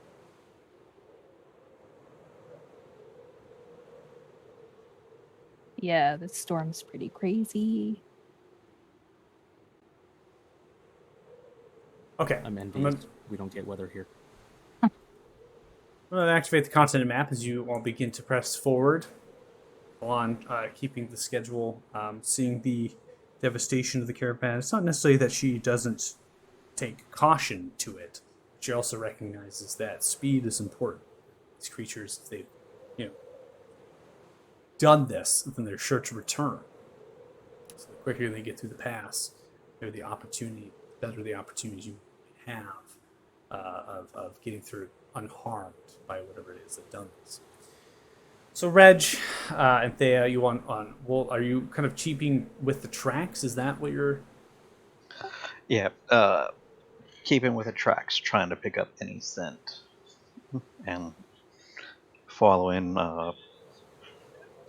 Thea if she picks up anything or sees anything. Yeah, I'm gonna be trying to actively keep an eye on where the tracks are heading, if it looks like anything branches off. Um, Okay. So to roll perception, and then Reg, you need to make a survival check in your wolf form. There are no smells to pick up on this particular trail.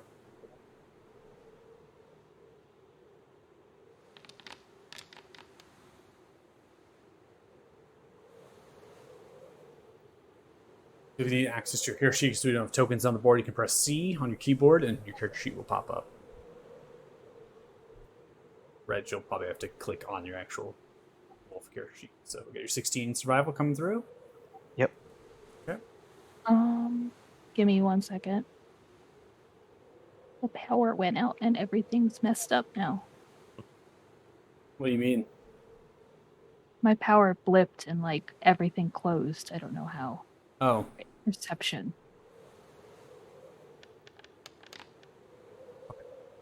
so perception 18 with a survival 16. So Reg, you're keeping track. I mean, you're heading through a number of switchbacks and things. You're keeping with the tracks. Eventually, the snow though is going to hide those tracks, becoming difficult.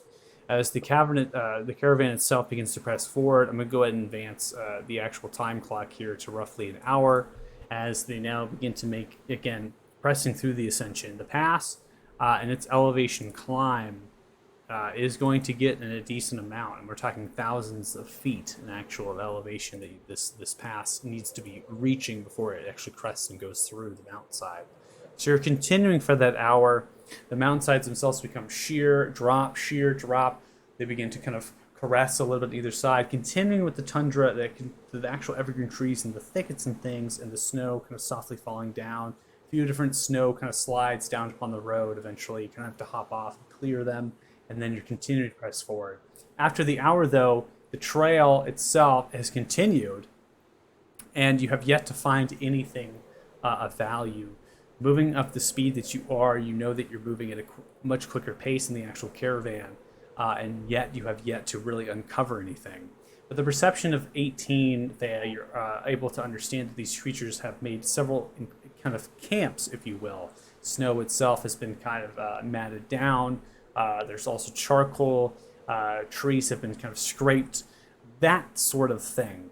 But nowhere in the realm is the actual maybe fires warm. And nowhere there have you seen any creatures. Wildlife as well is slightly void in the trail that you followed. Occasionally a few songbirds, but nothing of lower or kind of medium-sized critters upon the ground. Question to you both is, do you press and continue forward? If I Reg think, is, I think we should head back.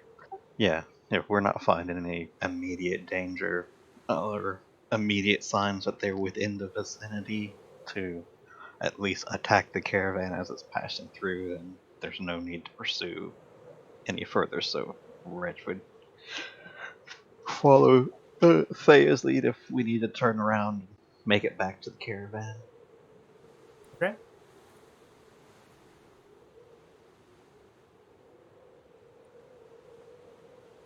All right, so I need now a survival check for you to be able to find your way back to the actual pass towards the south direction.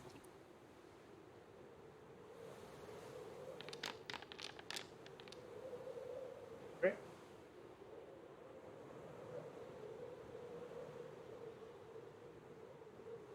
Me too. Right. No, you don't need to. It's all right. Reg just got it. So 15, you begin to head back. Eventually, you're gonna kind of come together, meeting, kind of sliding down off the cliffside.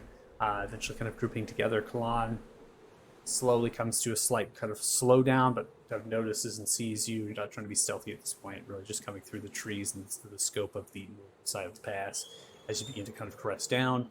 advance the time clock once again for that to happen, roughly 4:30. Right, you're able to kind of double back up on the caravan itself. Now you're really entrenched, and the cliff sides themselves are very high, ranging, shallow, but you're inside of an entrenchment in a way. And so the wagons are really kind of moving through a place. Sometimes it does open up into wider flat areas, and at that kind of point, Kalan is wary, looking around for potential ambushes, but continuing forward. Nothing here is anything that you've seen. There, Reg, you're more than welcome to speak on your behalf if you want to talk to them that you haven't found anything after the hour of travel. Yeah, I'm just gonna inform everybody that we saw like campsites, but they were older. So I think Players doing we're a hit and fade, huh? currently in the clear. Well, that's But- good. Should still keep an eye out. I don't like being at the bottom of this ravine. Yeah, I got a hypothesis that maybe they're doing their last caravan hits because of the snow coming in. No. Mm-hmm. When Snowy got summoned, because I'm assuming they got summoned by now, I pretty much immediately sent them up. Not too far enough up that within a few seconds, if they spot something, they could fly down.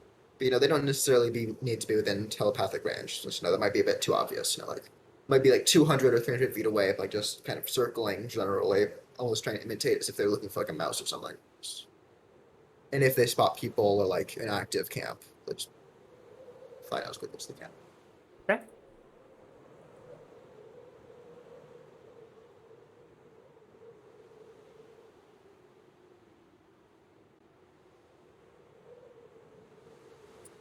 So, Snowy is summoned, looks towards you, takes your direction, not wanting to ask how Snowy died or anything. Nope. Just flies up, direction. Snowy, get your ass up there and start flying around.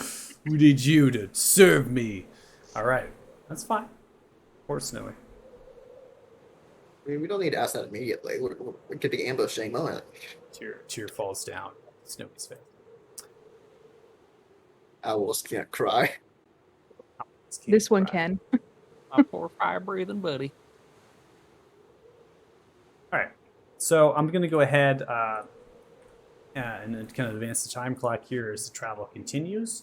And then I'm going to go ahead and do something similar after the hour times have kind of transitioned here. So as we kind of progress forward, we get in towards the night, roughly the 9 o'clock hour. You've made your ascension of the particular pass. You're still in the incline, not necessarily decline, but you've definitely flattened out a little bit of ways, right? So you're not completely kind of vaulting. The goats themselves are struggling. They're having a difficult time. And you see that Kalan is really just now looking for a place to camp and is really just kind of pressing forward until something suitable, as well as just distance in a way from the previous area has been achieved. They want to make sure that they're well and far away, potentially whatever that was. Now, I'm going to go ahead and do something similar here again, like I was stating, and I'm going to describe the actual area. I need to know, however, who exactly is on the front of the particular wagon. I'm in the front. I want to say, yeah, I'm leading it as well. Yeah, I would have been the middle. I'm not in the front. Reg wants to stay next to, as close to Thea and Kalan, just looking between them two. Yeah, and you're no longer in your wolf form at this stage. Nope, I unshifted. Okay. All right. So I'm going to go ahead and put your tokens, and you can always move them if you will. Give them that. And I believe before we get to here, Snowy is going to come back and report to you. So I'm going to activate the scene.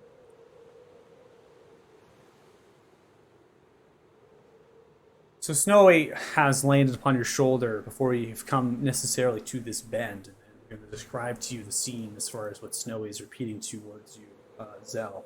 There seemed to be a wagon. It's up ahead in the bend. Broke it down. And I saw another wagon pitch us some trees. I don't see anybody. No movement. But it's up ahead. Okay. I'm not going to yell it because I don't want to be too obvious, but I'm going to try to like, quickly move up to the front of the caravan and either message the people that are too far or kind of half whisper to people that aren't that there's a caravan blocking or like kind of in the way of the road up ahead.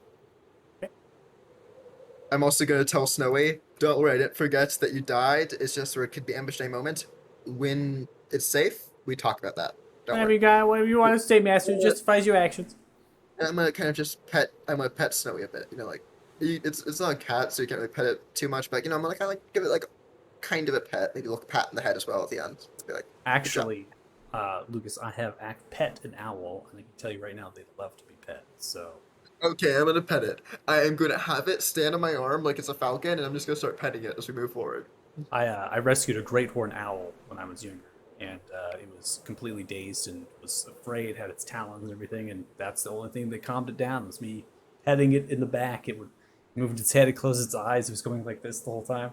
So I'm gonna tell you right now, observation firsthand that they love to be pet. So all right, so okay, so you relay that information to your party. You've told them. So Kalan has stopped the wagon. You're off the map currently. So Kalan stops the wagon and looks towards all of you at the stage. Guess you go on ahead. Yeah, I'm gonna go check it out, see what I can see. Yeah, I'll tag along with Joe. I'm gonna creep forward and try to be as sneaky as I possibly can.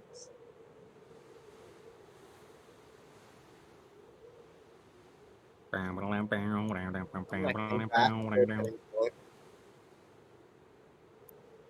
we lose somebody again? Probably Theo. Yeah. Thea's out again. Hey, she's back. Yay, I'm back. Yeah. So I don't know how much of Snowy would communicated. Right, you've communicated from Snowy's perspective. You've I talked think about it. I probably loosely mentioned the wagon under the tree, but I mainly focused on them blocking the road. But I was like, yeah, there's also something underneath the tree over there. Like, you know, it's mainly I don't want to give the full breakdown. It's kind of, you know, get as Yeah. much information as you can as quickly as possible. So loosely mentioned, but not with basically any detail. Just like there's something over there, like underneath the tree. Creeping, creeping. Going to see what I can see. I'm gonna hold I'm gonna hold a cantrip just in case anything pops out. You know, I'm just gonna be on the ready. My hand out if towards Joe. All right, so I'm over by the wagon at this point. What do I see? Well, it's dark, so it's difficult for you to see. Because you are human. Go ahead and roll perception. At disadvantage. Hold on control. Right.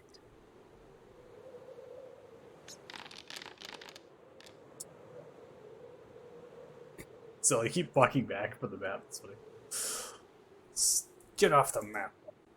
Perception of 14, you look around, you're looking towards the trees, looking towards the cliff side. You don't see anything besides this wagon, which seems to be kind of turned on its side a little bit. One of the wheels is potentially broken down. Sacks of actual rock are in the backdrop of the wagon. So you're looking around it. The wagon seems to be broken down, battled. There's actual axe strikes and chipping away upon the wood. It's well weathered. It's been here for a period, but recent. Now looking towards the rock sides itself, it seems to it may have either hit into that side, shuffled into the side, or cascaded down from the side. It's really difficult to tell, but there's something about the rock side itself. It seems that the rocks have taken blunt damage and kind of grinding, if you will, potentially from the northern side of the rocks, of the particular pass of the road that is entrenched. All right. I'm gonna head back to a Thala. Well, no, I'm just gonna head back to the group. Wave a Thala over. Like, all right, guys, this thing was turned over on its side. I saw a whole bunch of axe strikes, like both on the cart. Somebody was just hacking into it. It was turned over, and then I saw a whole bunch of damage up on the rocks themselves on the little side of the road there. Not exactly sure what that means, Reg. Is there a chance there could be like a tunnel nearby or something? I mean, we are up in the mountains, so caves aren't, a scarce thing. You want to come check this out with me? See what you see?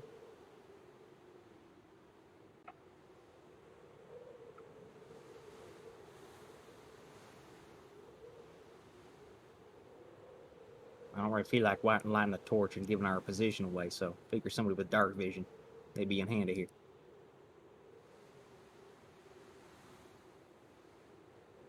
While they're doing that, I'm gonna start kind of trying to comfort Snowy, and then I'm gonna ask, "So what happened?" Because I'm gonna I get, shoot Zell a look like, is this the time? my bird is mad. Okay. Yeah, do it quieter. Okay. So what happened? So Red's gonna look around at anything Joe points out to him. Okay. Perception for investigation. Andrew, it was bad. It was bad. I was flying. I was up ahead of heavy. And I was hit by some sort of bolt of energy. And it poofed me from the air and I died. Can you see what this ball of energy looks like? It was purple. Fired from the hands of one of the riders. I was spotted, Master. I'm sorry. I should have burned him to death more painfully. Master, You should- forgive me for being spotted and dying. It's not your fault. It's not your fault. Don't Are worry. you sure, Master? We killed the bad man. Don't worry. That's good, Master. Perception of 12, Regmore, you don't see anything really too particular as far as like a tunnel or hole. Just noting that there are kind of damage potentially from objects being slid up and down the actual cliffside.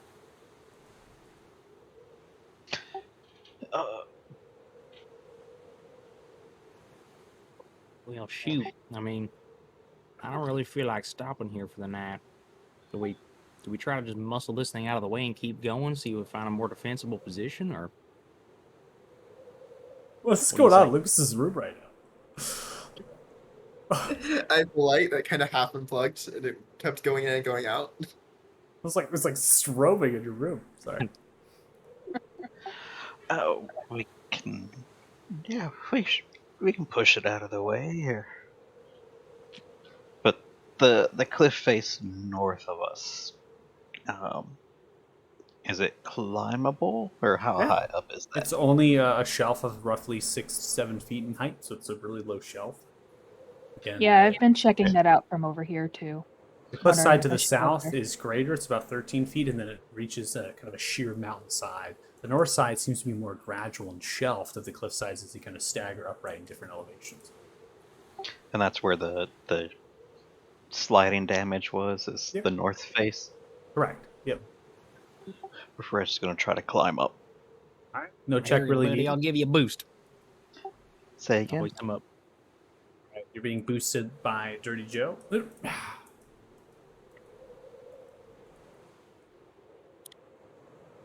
Now you see kind of more on this level, but on this level here, there's an actual wagon that is underneath a tree. Seems to be wheels broken upon it. It has the labels of a rock mining company upon, and the stagecoach itself has been removed on top, and bits and pieces of the wood have been broken off and sheared. Now embanked really by snow, as snow has fallen all around it. How much snow is built up on it? Or in order to understand how much feet it, to understand maybe days and transition of time would be a check, but right now you're looking at about 1.5 feet of snow on each of like the wheels and things. Just showcasing that it's been here a period of time. Yeah, it's not something that's been here recently. Yeah.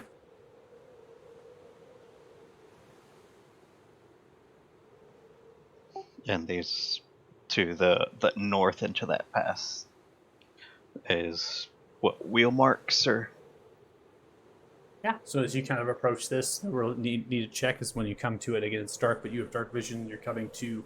You can see that there seems to be entrenchment of the actual path, albeit has been snowed over. But it seems though that the actual passageway that clears seems to wind through and goes and disappears through crevasse in a way as it kind of goes maybe switchbacks, trees, and things. But a natural path has kind of formed, leading off the landscape.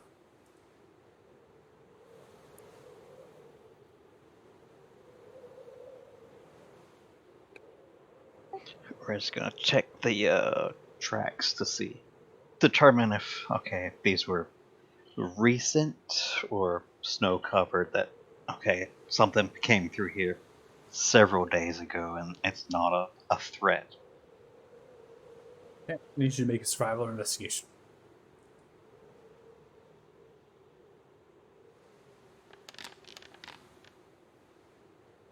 You're unable to understand how much time has gone at this interval. You just know that they're covered over in lots of snow, and you're just looking and understanding that the entrenchment of here could have been essentially natural, could have been artificial. Yeah.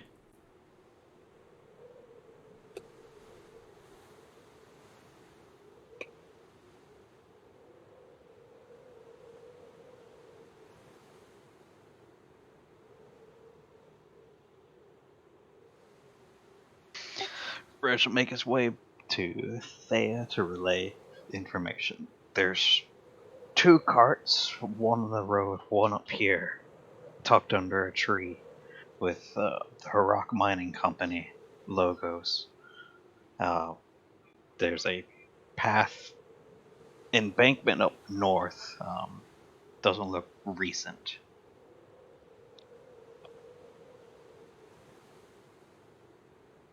All right. Can we? It's late. We need to camp. I don't want to do it right here, though. I can go help Joe see if we can't push this cart out of the way and clear up the path. The cart, you said it's tipped over and The dumped one, out? yeah, there's one that's blocking the path that's tipped over. There's a one up here in this. He'll point back towards the tree. There's one over there, and there's a tree that's snow covered. It's been there for a while. Looks like. You know what? How about you want to stay here for a minute? And keep guard of the caravan. I'll go help Joe. Check for traps, maybe. Because I don't know. I don't like any of this. I don't mind. I just don't want to leave the caravan with only Zell here watching it. Safe as it can be. Well, everybody else is still back there, right? I'm up front behind this rock behind you.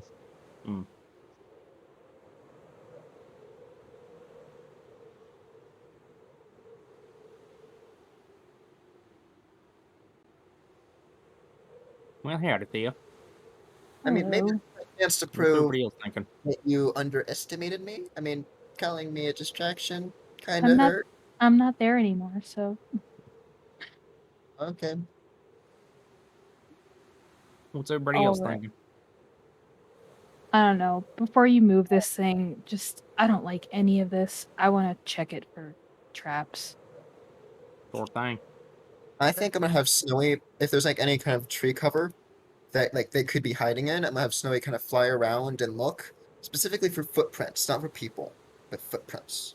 Because if they're invisible, they still make footprints. So I'm gonna have them focus on that. Perception from Snowy, and then looks like they roll a Thief's Tools or Investigation. What? Can I do the same? Also check for traps.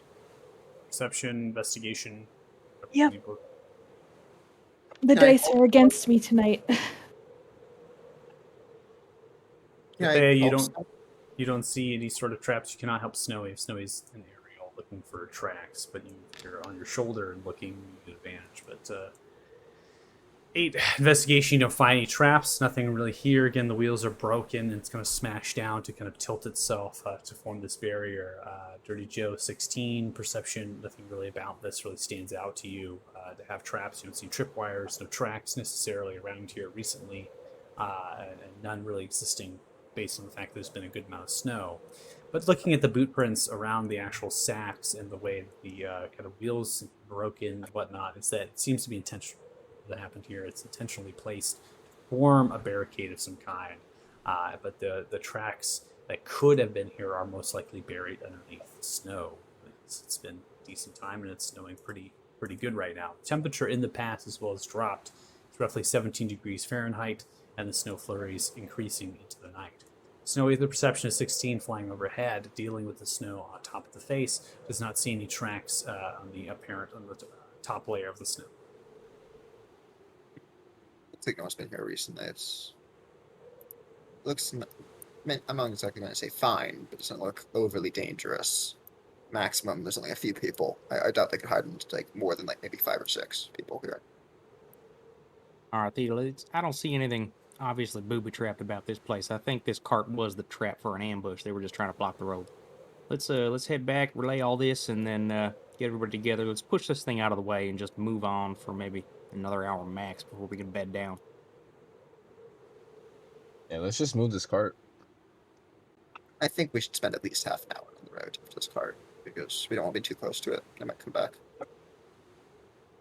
Before I'm assuming we're all gathering a posse to just shove this thing out Yep. of the way. Yeah. Good.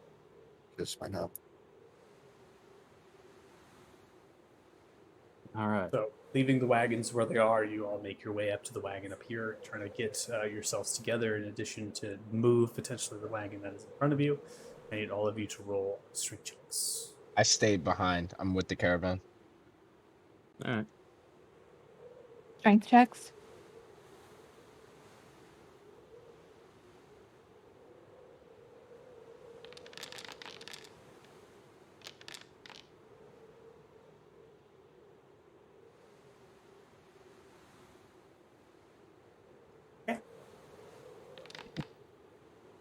So, pulling yourselves together using your might, you begin to move it slowly and surely. You begin to rotate it, moving it in position, kind of pushing it using the hitch itself.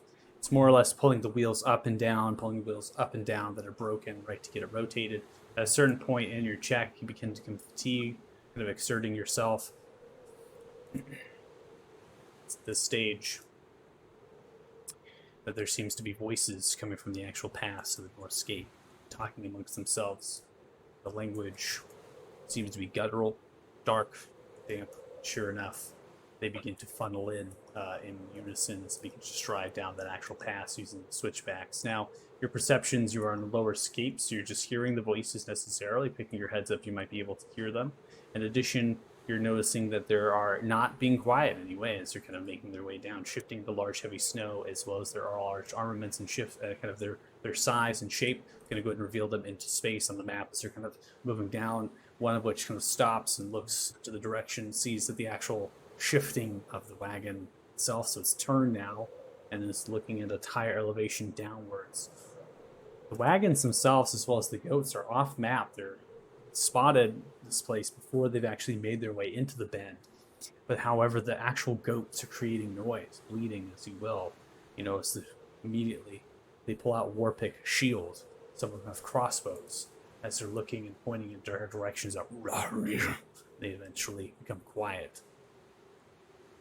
Did I understand what they said?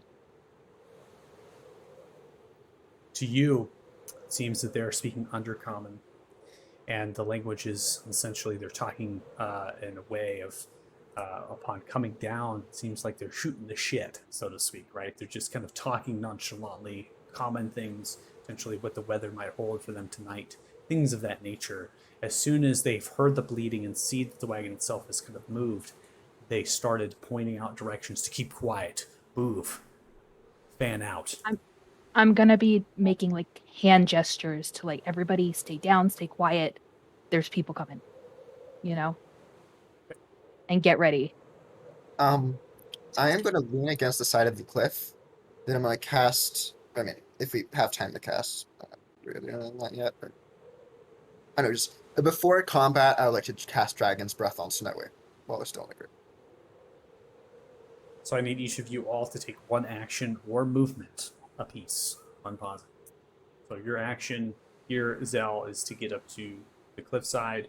That's going to be your movement, your stability. So you will not be able to take the action with Dragon's Breath. You've made your way away from the wagon as you're pushing it, getting towards the cliffside, taking cover there. So I need a movement or an action. Oh, okay. Movement or action? In that case, I'll just cast Dragon's Breath on Snowy. That's my. Put the concentration effect if you want to remove the spell slot there. Althala, you're back with the wagons, okay? So you are kind of coming into the map, if you will. It's your choice, but I'm going to move you back in space. And you're definitely a good distance of feet off the particular map. So just let me know what you intend to do. So you're now hearing the shifting and the movement of the creature's potential. I'm gonna take a gamble on this, and I'm not gonna move. I'm going to waste my action on casting minute snowballs. Yeah, because they're not fireballs. So, Minute snowballs. I'm gonna activate it, and 6 little ice cubes or ice rocks are gonna form around me. So I'm going to have you listed as 60 feet off the map. I'm going to put that above your token. You're concentrating on this effect as you form these ice blocks around you. Kalan is looking and looks down towards you. I'll try to keep them quiet. Sound is not even a problem right now. We're already gonna handle this. Thea, Drujo, and Reg. I can't move and then stealth, so I'm Go I'm silent. just I'm gonna hang out here, draw attention to myself if I can. Do you want me to light a torch? Because they're gonna find somebody eventually. We don't want them to go for the caravan first, right? yeah. Okay. No, Good that's job. actually a good idea because then they'll be coming straight for us. I do like danger coming towards my face. Yeah, I'm hiding. Like I'm trying to hide, like with cover behind the wagon, sort of. Don't necessarily need that's to all I roll. can There's passive stealth. Remember, passive stealth is a thing. So you're Okay. taking cover behind the wagon. Okay. Yeah. Reg, going towards cliffside. Yeah, if I can't get up behind this rock. You can.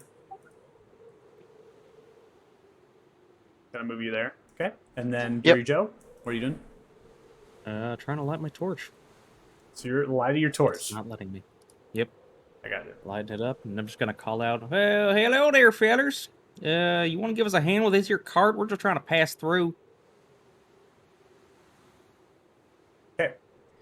So as you yell outwards, one holding the shield and thing sees the light up of the torch and yells out, "Run!" It seems that Thunder comment to you, Thea, attack and take them alive. I need everyone to roll initiative. I'm gonna relay that as soon as I heard it. Okay. Incoming, All right. basically. Everyone to roll for initiatives.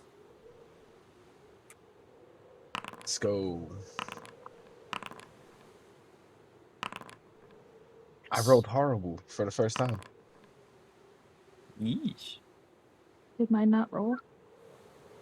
I did not did see not yours roll. come through, no. Yeah, hold on. There we go. Okay.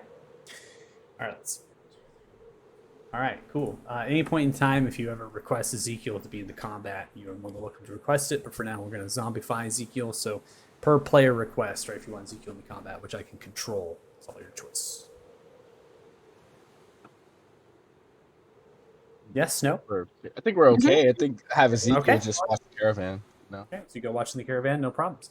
So before we get into the set of combat here, we're going to be encountering. We're going to go and take a break. So we'll take a quick 10-minute break or so people get drinks, use the bathroom, whatnot. So if you're watching the stream, thanks so much. Really appreciate it. And we will be back. Bye-bye.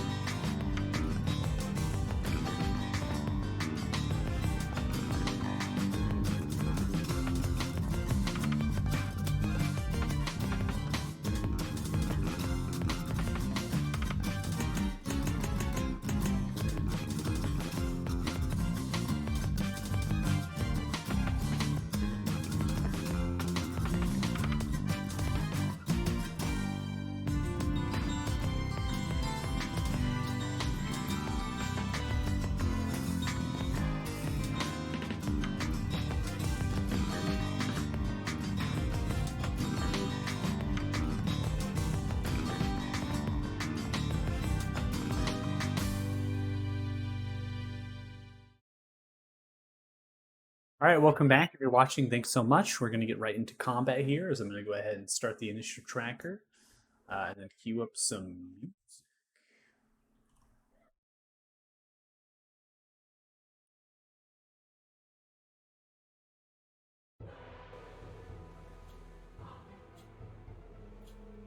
All right, there you're up. Round one. All right. I don't think I can get this first enemy because there's a rock in the way. That's correct. Your Right? elevation you cannot necessarily see, but you can see the backdrop of the enemies here. Okay. It's, I don't it's think. coming down at a degrade, so you're aimed up kind of like this in a way, right? So you have to hit them, but you Yeah. can't see here, right? So you can hit the ones in the back.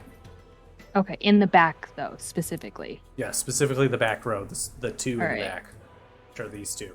Hold on. Let me do some math. Oh, okay. I can hit them. Okay. I'm going to move just one step over. Hold on. Okay. One step over. Because I think that puts them in range of my short bow. Okay. Sounds good. And then I will shoot. All right, at hold this down guy. Alt for advantage. Is there a surprise since you took the opportunity to hide behind cover? A passive stealth is good enough that they were not able to perceive you, so you have advantage on the strike. Nice. Almost an 20. 27 hits, 7 points piercing damage. Roll for sneak attack. Sneak attack coming in. Total of 17 points dealt to the one to the right. I'm going to go ahead and showcase that damage as it does and lands directly into the chest. He takes the blows. He kind of yells outwards. All right, and then I'm gonna duck back behind the wagon and stealth. Okay, roll for stealth. Nope. All right. Okay.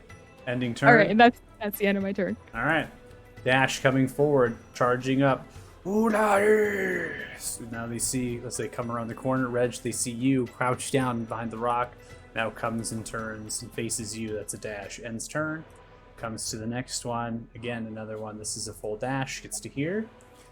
On doing so, and then coming to another one here. So they're just going to cycle through their turns, dashing as they're making way, and continuing on their dashes as they press forward.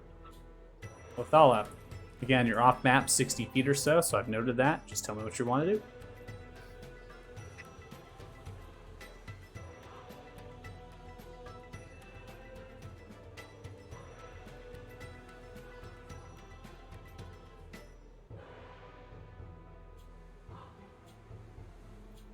Are you here with us?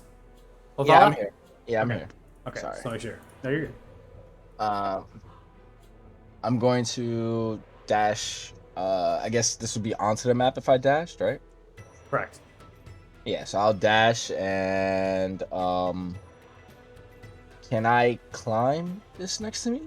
Yeah, you can. I'll put you here on the dash. That'll be a Alright. total of 60 feet. Yeah. And I'm not too sure if I could make it, but so the one behind the one in front of Reg, is it an action or a bonus action? To fire one of your meteors. Yeah. Okay, so when you cast a spell and it's a bonus action each of your turns thereafter, so it's a bonus action thereafter. Yeah, so for my bonus action, I'll fire off 2 meteors to this guy. Okay, so as you fire off the meteor, so you have 120 feet. Once the meteor reaches destination or impacts against the solid surface, it explodes, right? So each creature within 5 feet of that point where the meteor explodes must make a dexterity saving throw, and then takes 2d6 cold damage as it kind of erupts in icicles of the ball when it lands. So I want you to go ahead and roll. Are you throwing 1 or 2? I'm throwing 2. So 2 at the same spot. So I need you to roll 46 for me, please. Okay. This is going to be manual. This is courtesy of the spell and how it works.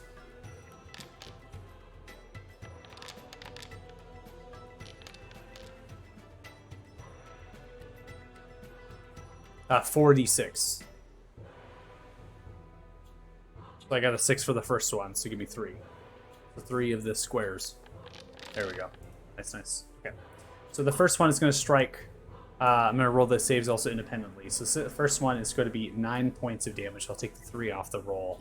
One of which saved had the nat 20, so I'm going to deduct 4 points of damage, which is the one primarily you're targeting. The other one has failed. That one takes 9 points of cold damage as it goes spikes, but again, this implodes outwards into the air from the actual target dealt. Now, your second roll is a 4 and a 1. I'm going to roll the saves now. Again, re-rolling the saves since they're 2 separate meteors that are being launched, courtesy of the spell here. Both of them are going to fail, so they take 5 points of cold damage, one of which is spiked by the actual icicles through the throat and the head and the eyes and is dead. The other one takes it towards in the back, the large blunt, and is still alive. Nice. End of turn. All right, Zell, you're up. Okay. I am going to run with Snowy on my shoulder. Oh, okay, that's not. I'll try and run. Oh, okay, yep, that explains it. I'll use a ruler. I'm gonna try and run like right here. Then I'm going to. Can I see this one right over here, like by tree? Yeah, it's only 6. I mean, it's literally 6, and it's gradual as well. It's not really a complete flat. So imagine it's more of like a berm in a way, like a steep berm. I don't know if you know what that means. Okay. In that case, I'm just going to cast Firebolt on him. Okay. With a 19 is 19. going to land. Yeah, she hits into the shoulder. It takes 10 points of fire damage. As he begins yell out, "Magic! Magic!" in Undercommon. Now, Snowy was on my shoulder, so the Snowy's turn, they're going to be here. Then I'm going to send them up to here with 40 points of movement. Okay. Then they have Dragon's Breath. So, Okay. I'm going to cast that. So before you cast it, I want to do something. Yeah, what? I want to configure something in the animations. And I want you to roll it from...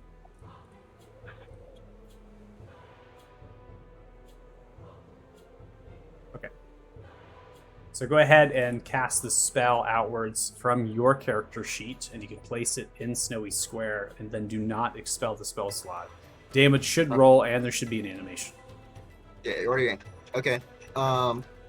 Do not consume spell slot. Cast Do spell, not consume a spell slot, and then you should be able to use your scroll wheel to cycle the actual cone. So you should use your scroll wheel to kind of spin the cone around, and then get it to a point. It's going to want to anchor to a square, which is what we have to do for D&D 5e rules. They want to anchor to a point in a square, and then you should be able to throw it out. Okay. Then I'm going to try to. Dang it! I was able to get this with a measuring tool earlier. Anyway, I'm gonna do that with fire. By the way, fire. Okay. Do you see that? I did just place. Yeah, I see it. Are you using the spell? It's so interesting because it never wants to use the template. Yeah, that's fire damage. Like, yeah, and it's the place measured template from the spell. Yeah. It's so weird that it doesn't roll any damage or even give an animation off after you use the spell. Okay. That's Do you want me super to? I'm curious as to why it does that. It's so weird. I want to see if I do it, what it does. It does the same thing. That's so weird. Okay. I'm going to need you to manually roll. I'm going to have to play test this for sure now that it did that. There's my. I think it's 3d6. Yeah, 3d6. Yes.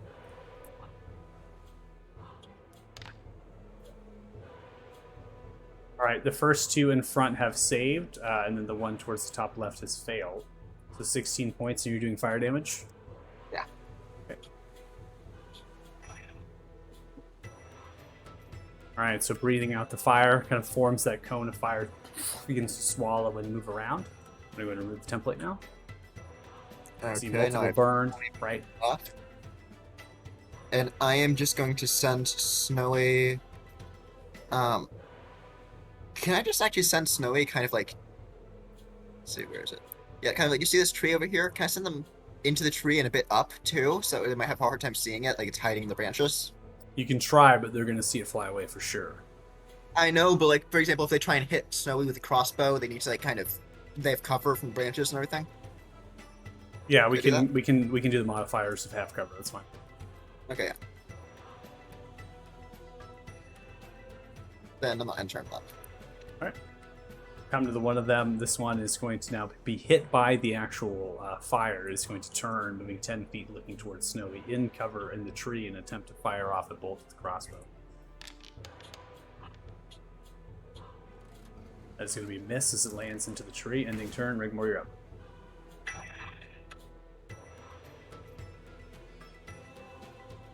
So with 2 Durgar in front of me, I'm going to use Conjure Animals.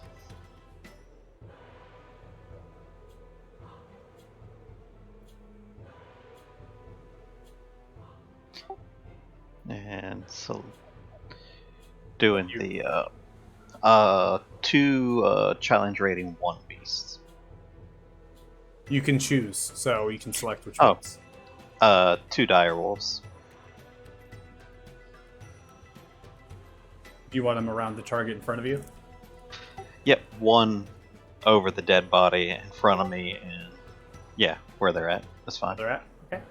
They're going to have their own initiatives. I'm going to go ahead and roll for one of their initiatives right now, which is going to be for both of them. Unfortunately, it actually rolled just above you. So that'll be a whole... Yeah, no worries. And then bonus action, wild shaping. Okay.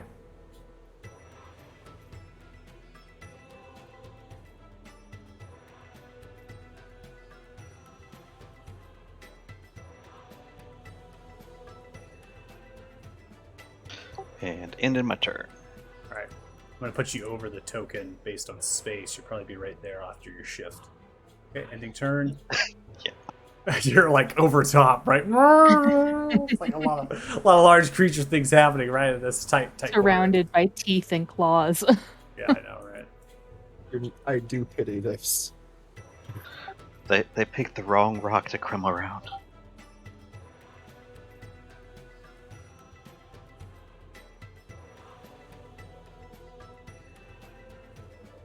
Okay.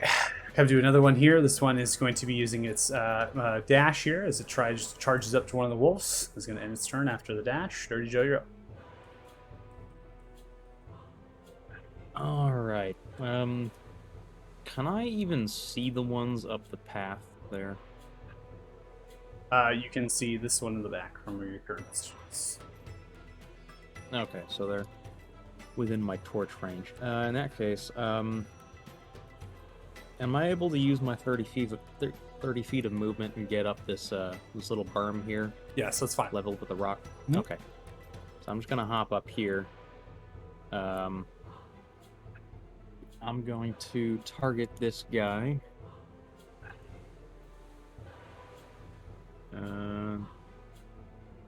Do I bother with an ensnaring strike? They don't actually seem to be that threatening. I can't hurt. Ensnaring strike. Slayer's prey. Where'd that go? And I'm gonna shoot him.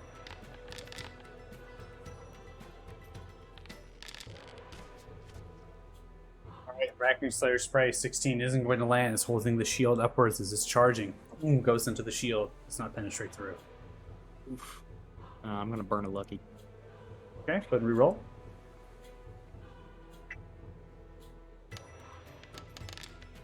Alright, I'm going to take the 12 damage because that was the first damage that was rolled. So I'm going to take whatever damage it gives me, and then I'll take the Slayer Spray damage on top of that. So 12 plus 5 there, just obviously significantly better. So that's 17 total points of piercing damage as you kind of curve the arrow, landing into its shoulder nearby its heart, just around its actual shield. It is still alive after landing, falls slightly to the knee, but picks itself up. Alright, in that case, I'm going to, for my second attack, I'm going to target the badly wounded one right next to him. Fire off an arrow at him. 22 does land. A total of 8 points of damage as it thuds into the right hamstring. It's still alive. Alright. End turn. All right, as we end turn, I'm going to go ahead and reveal in position as well as showcase them on the initiative order. 3 potential Duergar. You have privy to this information, but the rest of you really not. Based on your angle, you can't exactly see them in the trees. These 3 up top on the actual cliff begin to pull something out from the snow itself as they're beginning to get it set up on this particular round in combat. The best way that I can showcase, tell you, Thea, what you might see up there upon doing so, it is a ballista, as they have it beginning to set up and prop. They have a load of javelins tucked within the nook of the tree, a hollow point, as they begin to pull it out. And setting up the ballista, they're going to load it and fire upon all of you, particularly those that they have line of sight. That's going to be the end of their turns. We now come to another one on top of the road. This one is going to be charging forward here. And aimed now towards Dirty Joe. This is going to be a full dash to get to this point. Its action was spent dashing, ending turn. We now come to another. This one is going to do the same. Again, they're just charging forward, and it's now going to group together with its friend here at the side of one of the wolves. Ending turn. Come to one that's injured, bleeding profusely. Now this one's going to be moving roughly 15 feet or so. It's going to stop and slowly turn around and look and just take in a perception check. Hey, wait, did my ensnaring strike not go through on him? It did not work. The successful saving throw was there. Oh. Succeeded with a 15. I don't believe. I'm trying to think damage-wise.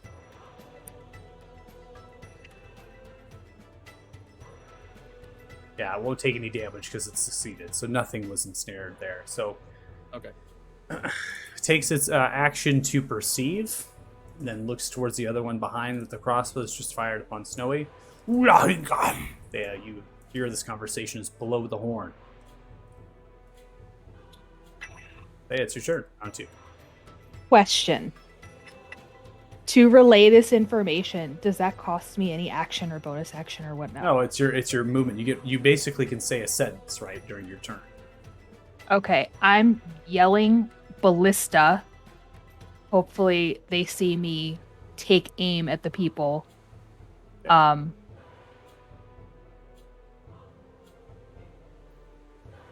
gonna go for this guy.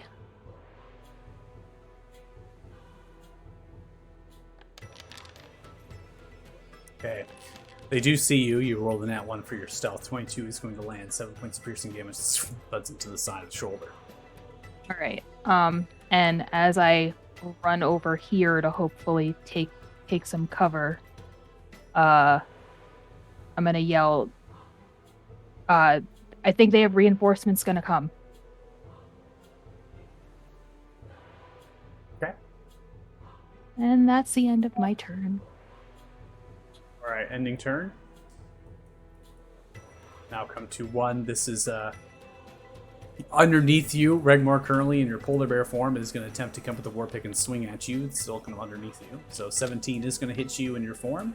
That deals 7 points of piercing damage as it smashes through your underbelly. Rolling concentration, 18 succeeds. That's going to be the end of that creature's turn. Come to another one. This one also is going to swing at you, Regmar, in your polar bear form here. Noticing you kind of shaped. 23 is going to land against you. 6 points of piercing damage comes as it swipes into one of your left front legs. Rolling concentration, you have failed with a 5. In so doing, concentration, the wolves themselves are now disappeared. No longer are they conjured. Ending this one's turn. Athala, you're up. Okay.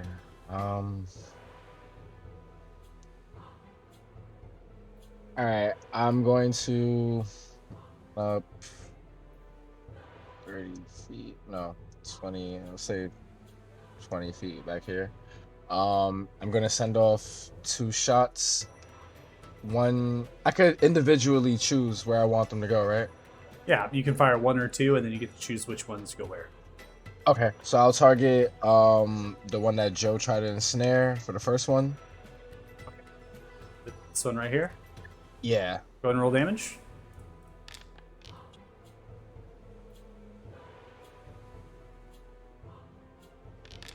Honestly, it's not It's going to be more than a d6, right? So you get 2d6 per, but it doesn't really matter. You can roll ones for both die. It only has 1 hit point, and it did fail anyways. Oh, each meteor is 2d6 itself? Each or- meteor is 2d6 itself. That's correct. Oh, nice, So- nice. Takes the damage as we don't need to even roll for damage, and even if it failed, it didn't matter. So it takes the damage as it kind of spiked in through the chest and falls down dead. The second one is gonna go farther to the group of the 2 ones standing right there. Okay, go and roll 2d6.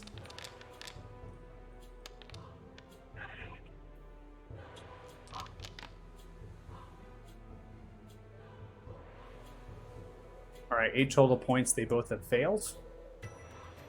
They both take 8 points of cold damage as the splinters of ice begin to shatter around.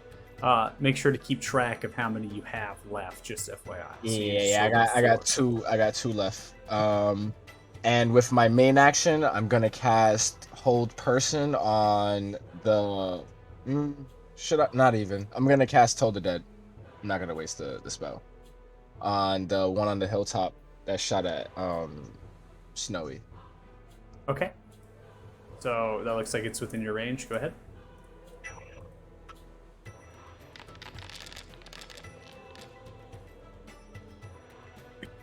Looks like it has failed. Takes 15 points of necrotic damage, pulling out the horn slowly and surely from the side of the satchel. Falls over dead, bleeding profusely after shaking a bit. Rolls off the cliff onto the snow. And you just see Othala breathing heavily, step back behind the rock, and end turn. All right, Zell, you're up. Okay, Zell, since he is right next to Thea, I'm assuming he heard and saw, or like, motion to the ballista. So I'm gonna fireball it. Okay. I don't think there's anything wrong with that, right?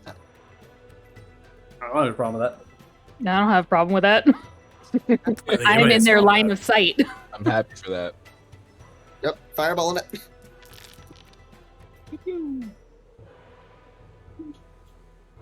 All right, one of which dies, blown and obliterated as it is incinerated. Again, this is mainly an explosion rather than fire damage. You see the ballista itself has been crumpled and is destroyed from the actual detonation. The tree itself takes the blow as well, but does not topple down. The other two have succeeded in a way as they've kind of braced themselves around the tree as the explosion emanates through. And that was very successful. Fuck yeah. Okay. I am then going to kind of try to run up here and get some Okay. cover behind that rock, Okay. so I can kind of like my next turns. And then Snowy is going to go right here, and they are going to Dragon's Breath these two. Okay. Just roll flat damage then, 3d6 for me, and then I'll roll independent saves. Wait, the D8s. Yeah, d8, sorry. I think it's 3d8s, right? There's- D8s or D6s? 3d6 is what I have on here. Okay. I was like, pretty sure Yeah, it's these are d6. It's a breath weapon. Yeah, I'm like, That was the. Okay. did we do d8s before?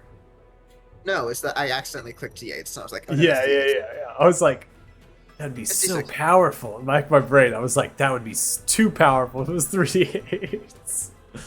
All right, so the top one, the bottom one in the actual map appearance there has succeeded, so they take 4 points of fire damage, but the other one has failed. That takes a total of 8 points of fire damage, both of which are alive. As Snowy's going to fly down from the tree, breathes it out, we're incinerating heat, as they begin to yell and look towards the owl. The fuck is that? I Then probably giggle at that. I'm then gonna have Snowy, my murder owl, come back and land on my shoulder Okay. and turn. All right, Regmore, polar bear form.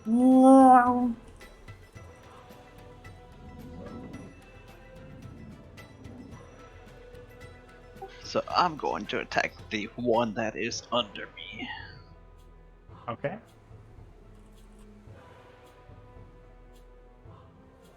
Let's get a large creature. I can't even. Not I even can't close. move. You can move. You're moving right now. Yeah, it wasn't working for a second. Oh. I was trying to move off so I could actually target it. Oh yeah. Sorry. Gotcha. All right, you should have a target now. Looks like.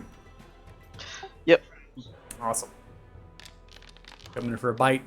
Oh no, net one. Wah, wah. All right, you can see as you kind of slowly begin to subside, sliding down the side, grabbing with your polar bear-like claws, you're able to kind of sustain yourself upright, but you've definitely moved 5 feet down. Alright. Try to claw it. You reach through. Ooh, 11. Raises shield, hits him with the claws into the rock, braces itself, does not land a deal, like an actual blow that would deal damage. And into my turn. Alright, ending turn. Now turning and looking at the direction of where the owl has flown, this one is going to be moving 20 feet, taking a strike towards Dirty Joe. The war pick. Swinging outwards, 12 is going to be missing you and maintains its position there. Dirty Joe, you're up. All right. Those two that are still up by the exploded ballista. Do I have line of sight on them right now? You have a tree in your way. Yeah. Okay. Yep. Zell had the advantage of being on the lower end. I could sidestep a little bit and see.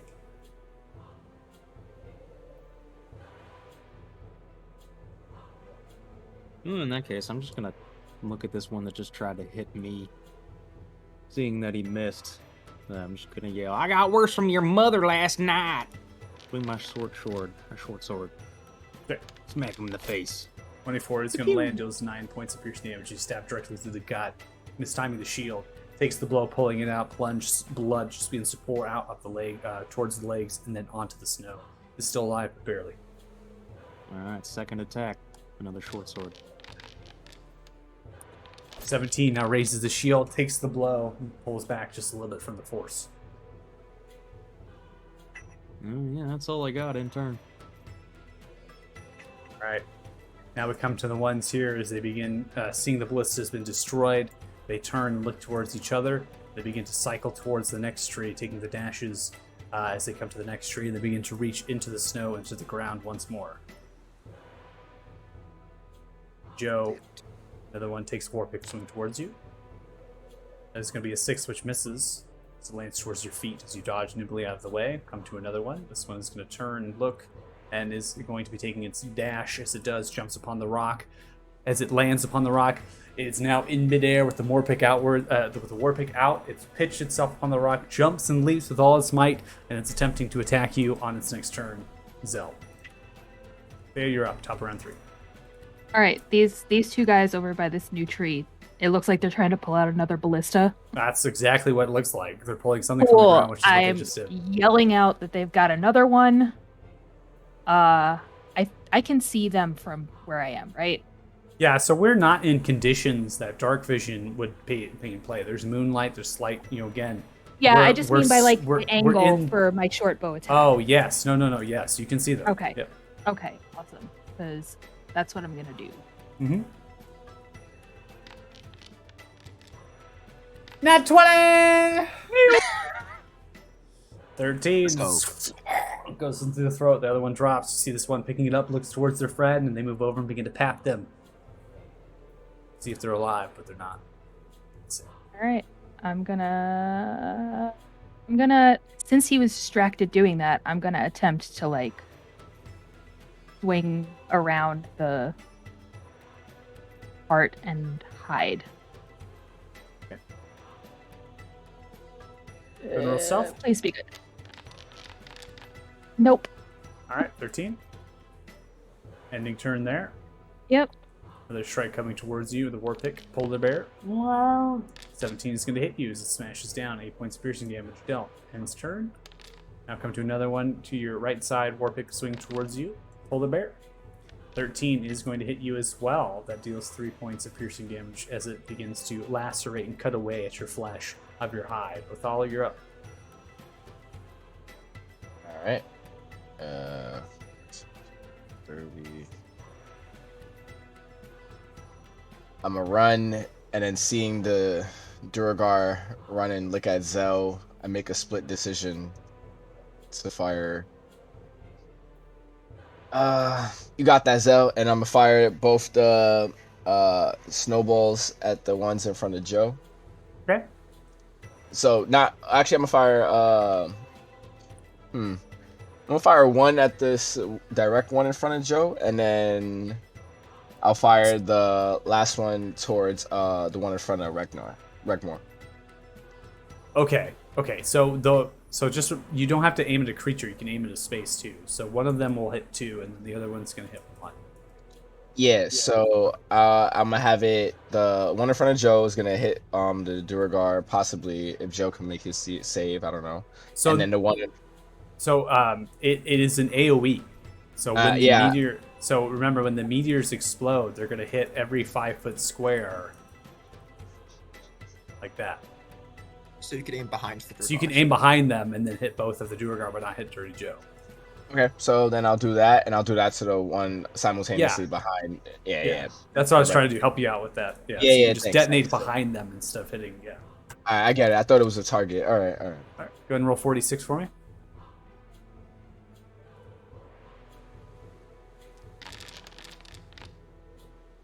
All right, first one, 5 points of damage. We have a failure and we have a failure, so both take 5 points in front of Dirty Joe, one of which has died.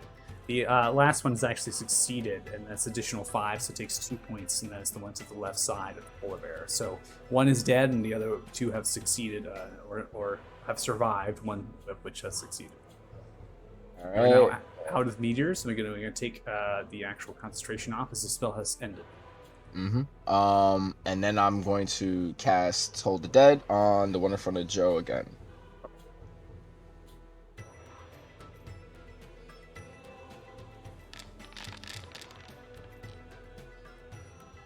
All right, has failed with a 6, 20 points of necrotic damage. You see its mind literally and its brain explode like a pop. Its head explodes outwards with blood, guts, and gore all across the snow, rock, and Dirty Joe. Cool. And then I'll just give a thumbs up to Joe. Glad I took a bath this morning. End the turn.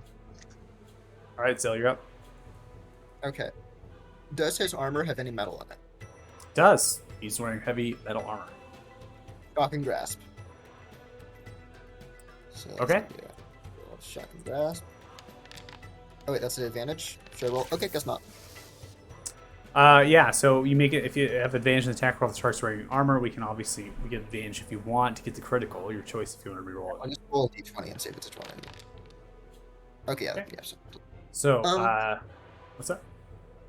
That's he gets hit by that, and I'm assuming it 26 hits. Takes 10 points of lightning damage as it arcs through his kind of incinerates for a brief moment as it arcs through his metallic armor. In so doing, he cannot take reactions. Then we'll use that as a chance to get 30 feet back, right behind this rock. And then I'm going to send Snowy to go hit the people in front of Regamore. That's... Sure, selecting Snowy, but... Okay, there we go. Thank you. Yep. So that should be... Oh, they can only go this far. Is it okay if Snowy got off my shoulders before I moved, or...? That's fine. Okay, then yeah, they can go all the way down. So then they would have been here, which was... That makes much sense. Just move. Okay. Then a Dragon's Breath. Just... It would be... like that, kind of. Yep, that hits both of them. So then that's 3d6. That's... Fire damage again. Yeah, imagine Yeah, coming out of I the don't think I can snowy use there. element. Past it. Yeah, I'll have to figure out what's going on with that spell, why it's not working particularly well. So as we kind of have the breath here, going off your DC, if you will, both of which have succeeded. Only take 5 points of fire damage apiece, as they both have succeeded. Kind of dodging, diving down underneath the way of the breath as Snowy kind of flies through. Snowy is then going to go hide behind Regamore because he is gigantic. I mean, like, not actually hide, so not take the hide action, but, kind of like just get behind him. Okay. Are you trying to say I'm fat? No, you're a literal You're bear. a bear, you are. You are You are literally like 4 times my size. You are large by like owl standards. All right, anything else? Oh yeah, that's how much. All right, polar bear.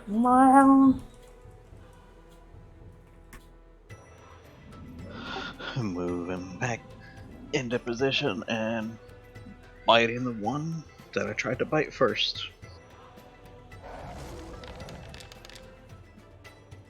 That one again. No. Oh no. The dice, man. Just a bad miss as you bite out, grabs the shield, aim too high.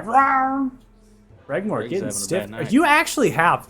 I think honestly, you have bad rolls. Like I've actually tracked your statistics, and it's not good. Yeah. It's really weird. All right, that one. Gotta take it as is. Claw. What's next? That was the bite. Doing claw now.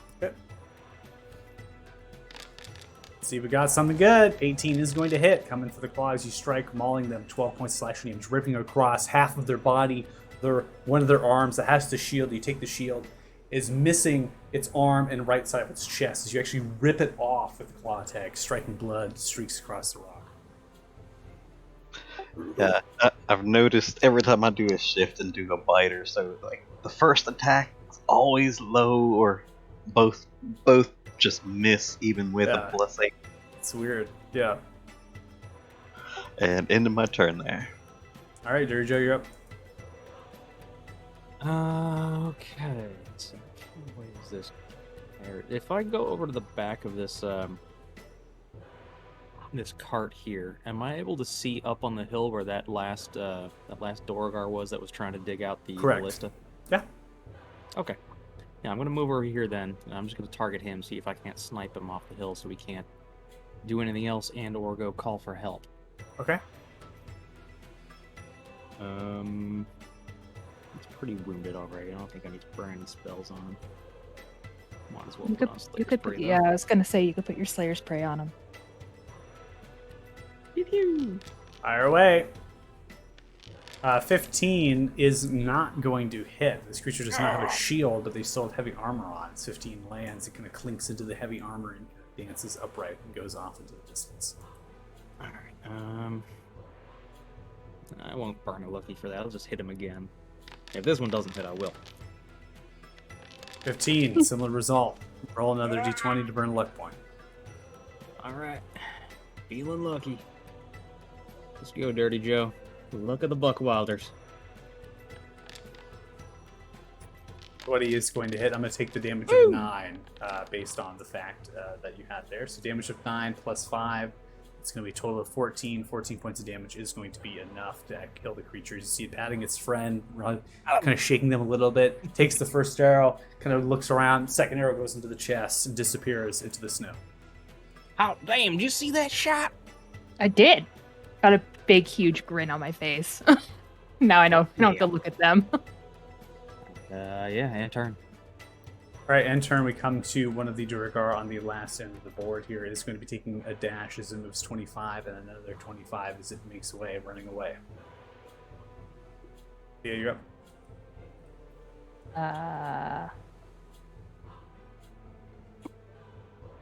I think not, sir.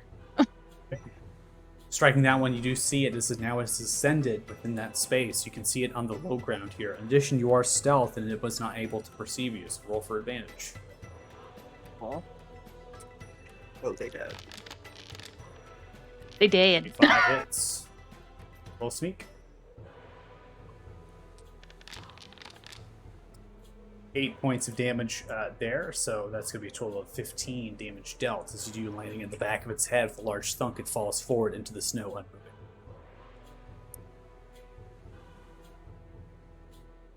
Yeah, I'm gonna end my turn. Ending turn, this one fighting to the death, goes with Warpick striking towards the bear. 20 is going to hit as it strikes down, deals 9 points of piercing damage. Ending turn, Thal, you're up. Alright. Going to move up. And bread and butter. Just point at the guy, cast Toll the Dead. Okay.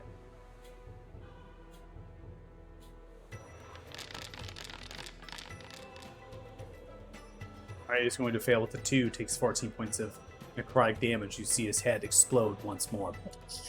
2 heads exploded in this occasion. So he kind of blows out the back of the head, kind of takes the blood, falls backwards from the force, and lands unmoving and is gone. That is the end of combat.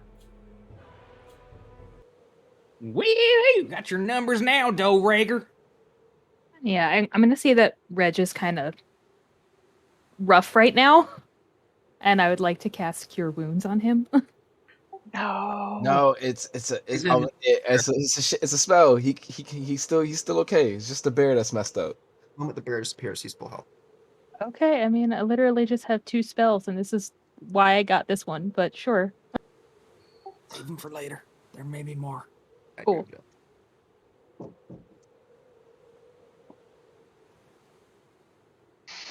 Yeah. That was weird. I'd say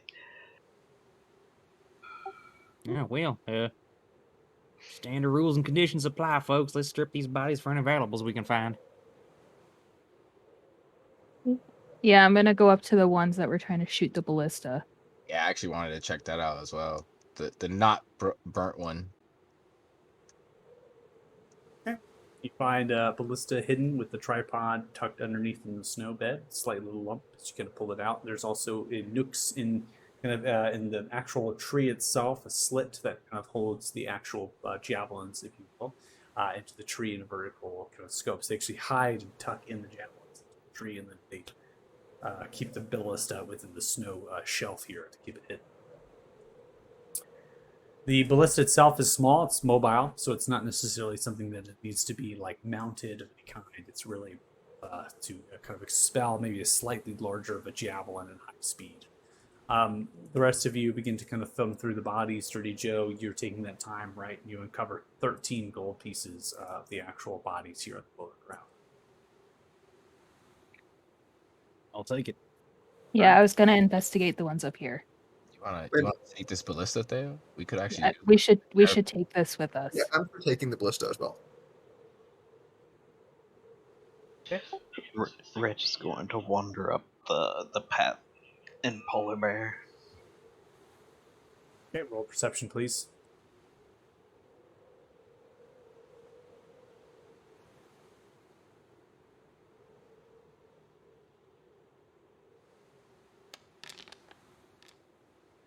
"25, you can smell their scent as they kind of linger going along the switchbacks up the mountainside through this pass that's naturally forming. In addition, you have the faint smell of campfire smoke many miles in the distance north.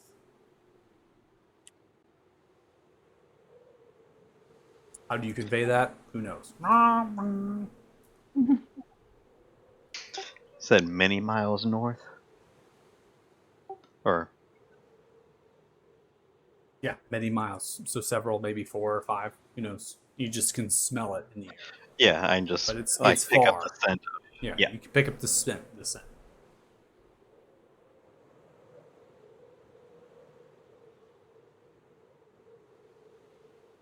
Do I find anything on the 3 bodies up here? And you find a handful of gold, 6 gold pieces in total. They don't have shields upon them, obviously, and they also have crossbows.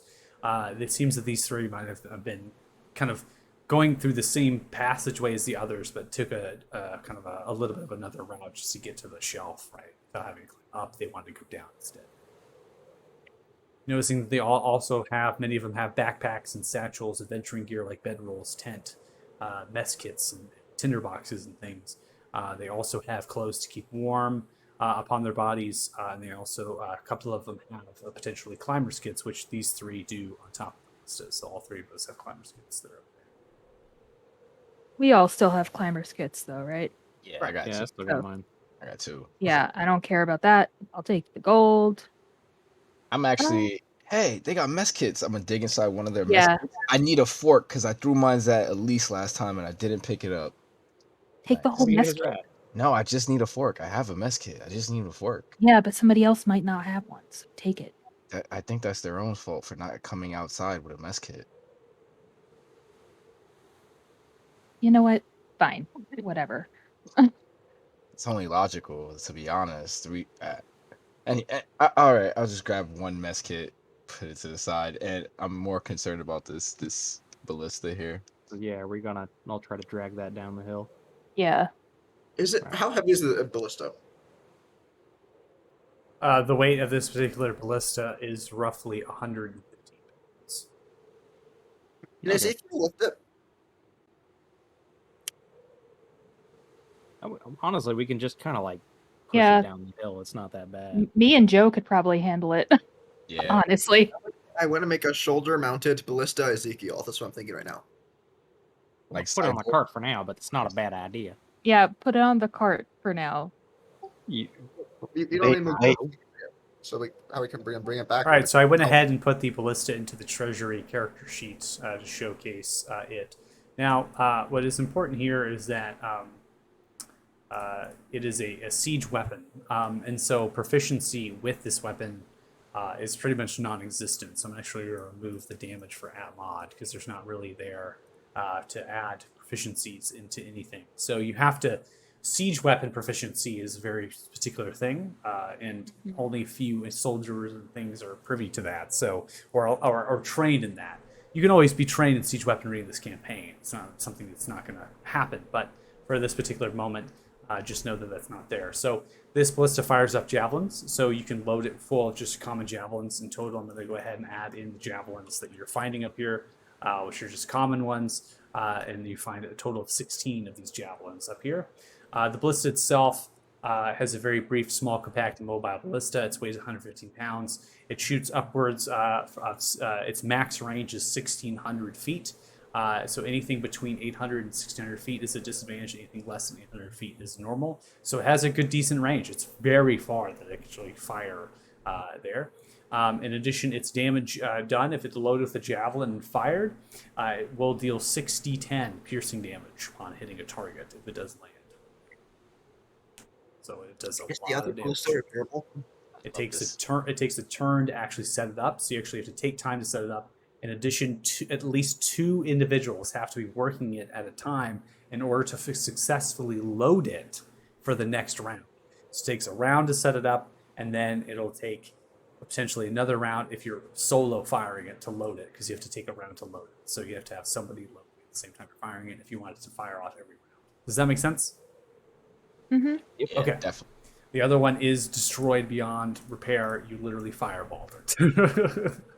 It's a I great know. shot. I'm gonna Hey. make like this and just start freaking sniping people from a distance with javelins. Yeah. So What? I also want to state there's nothing that stops you from making your own ballista by getting somebody that can make one, maybe a carpenter or woodworking or things. So I'm just gonna What- state would I that be- for the record.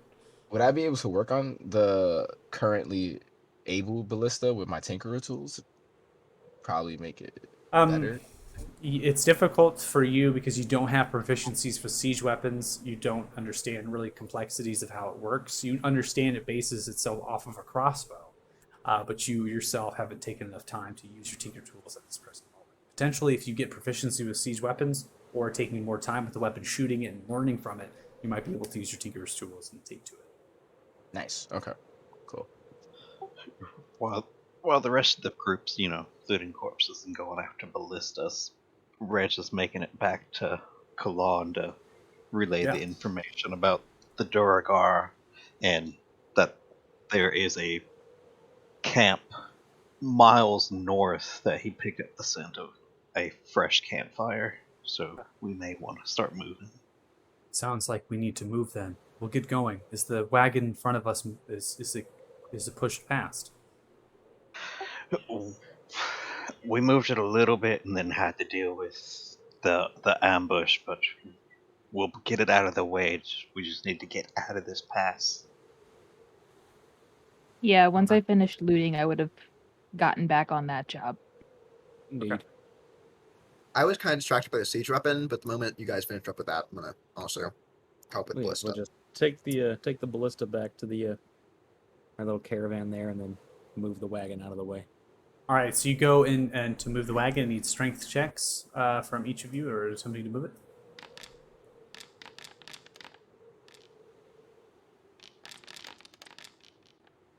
Oh, Nat net 20 from 20. I'm Athala! super strong. You're super strong right now. We're just going to get it to the side there, giving some enough space for the wagons to actually pull through. Athala, after you shove, you get the wagon, all of you kind of moving together in it as a group together, shifting the weight once, twice, third. You get the wagon pushed over, it's kind of tilted on its side, even kind of shove it. So it's on its side and pushed against that kind of berm, that shelf there. And at this stage, Athala, I need you to make a wisdom saving throw. Yes. It's your time. 16, seems like your stone is glowing, getting hotter, and so doing a voice begins to emanate for as it speaks forward. The presence of your mind directs towards the pass to the north.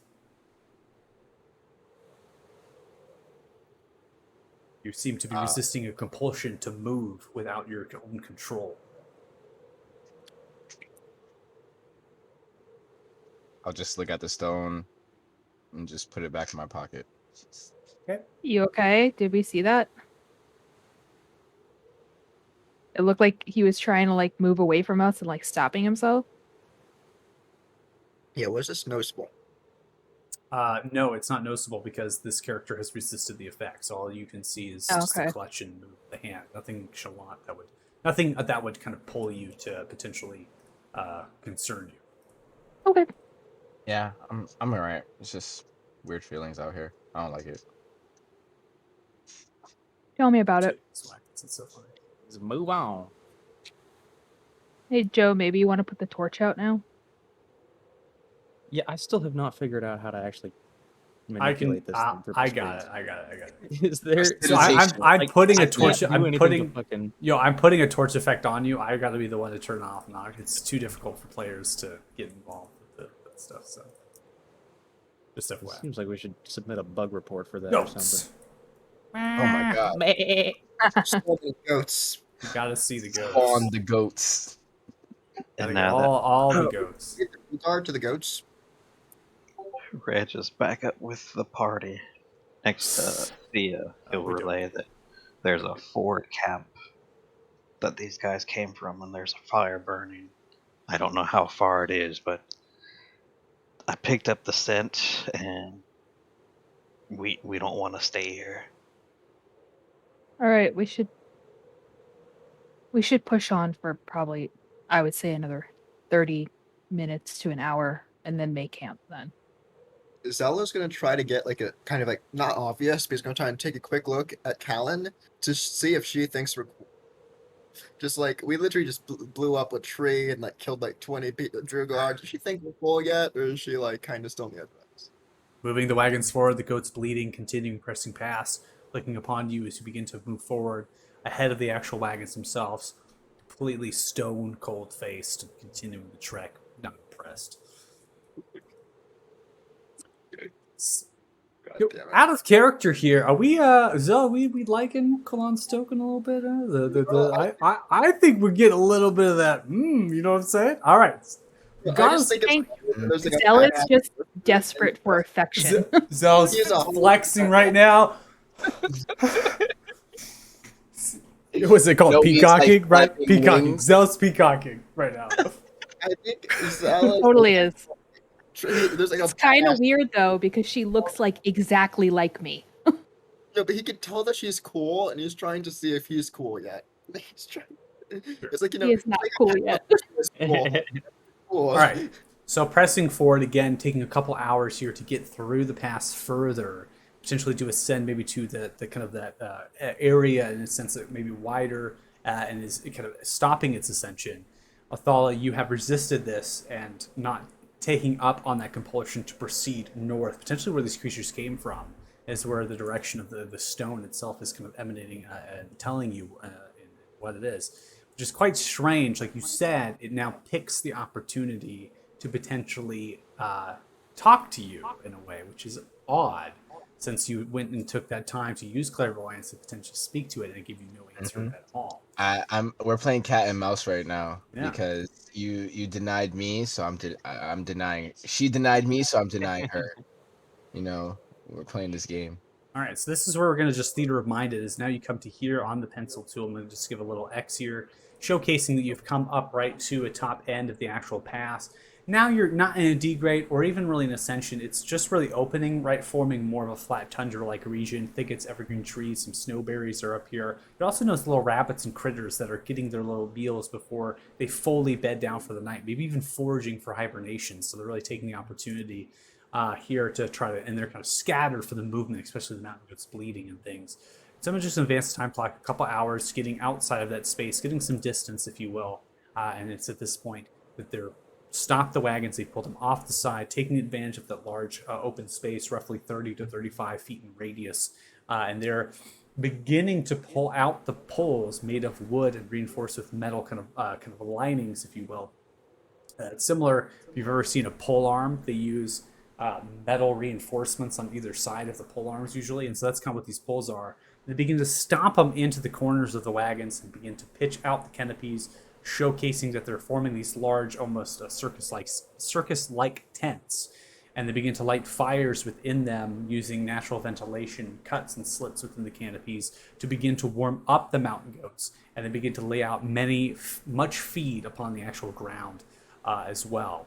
They do not, Kalan, Burrow, and Timothy, do not expect to actually stay inside of the stagecoaches. They have their own bedrolls that they're unlaying inside of the canopy tents. And they're big enough not only for the mountain goats and for Kalan, Burrow, or Timothy, but also all of yourselves as well, if you so choose to do that. Not gonna say no.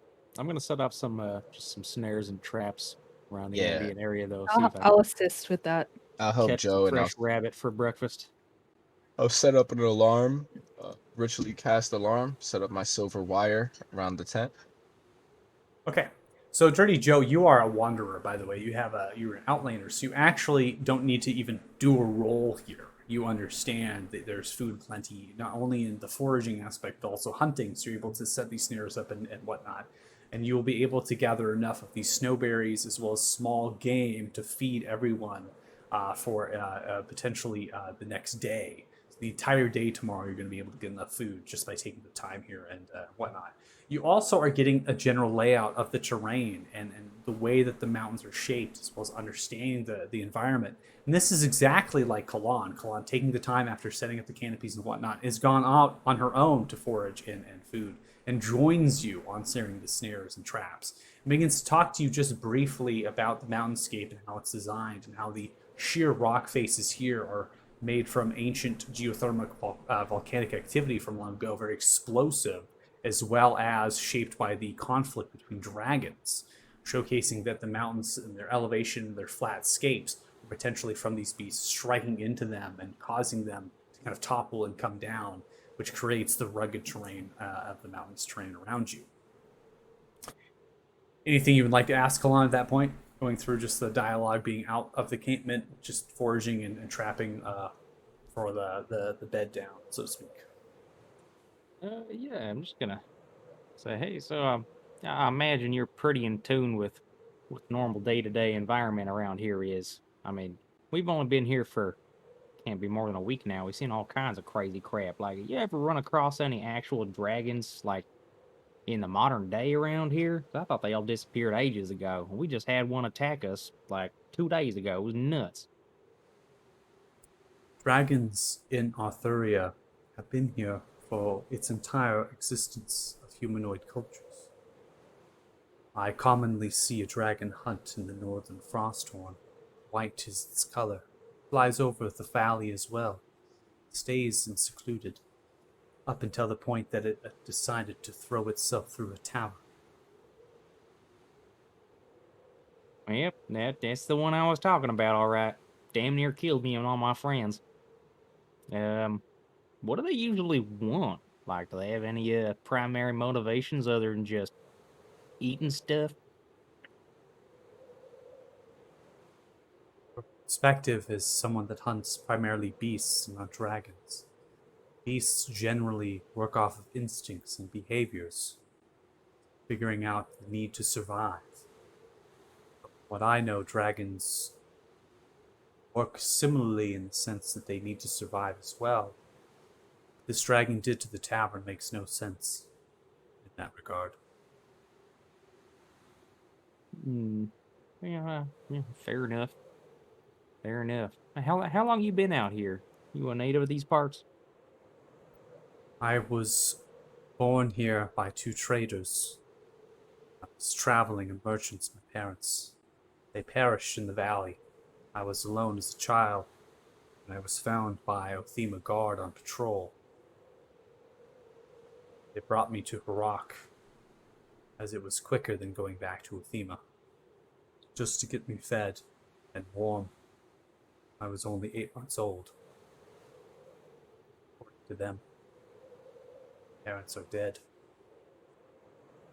I stayed there for some time, was taken in by a family within the village. They raised me as they couldn't have their own children. I then worked in the mine, took to the mountains for seclusion.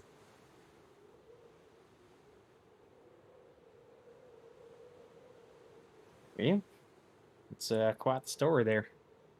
I understand the need for seclusion, and it's you definitely could pick worse places than this. Like for all its hostility and danger, these are some of the most gorgeous landscapes I've ever seen in my life. Might build some kind of a summer home out here sometime. I have longed to can you- build a cabin of my own. Oh yeah. You know, if you're looking for some extra coin for some construction materials, I hear Barlow back in town is taking on clients right now. I'm getting a sum when we get to Othema.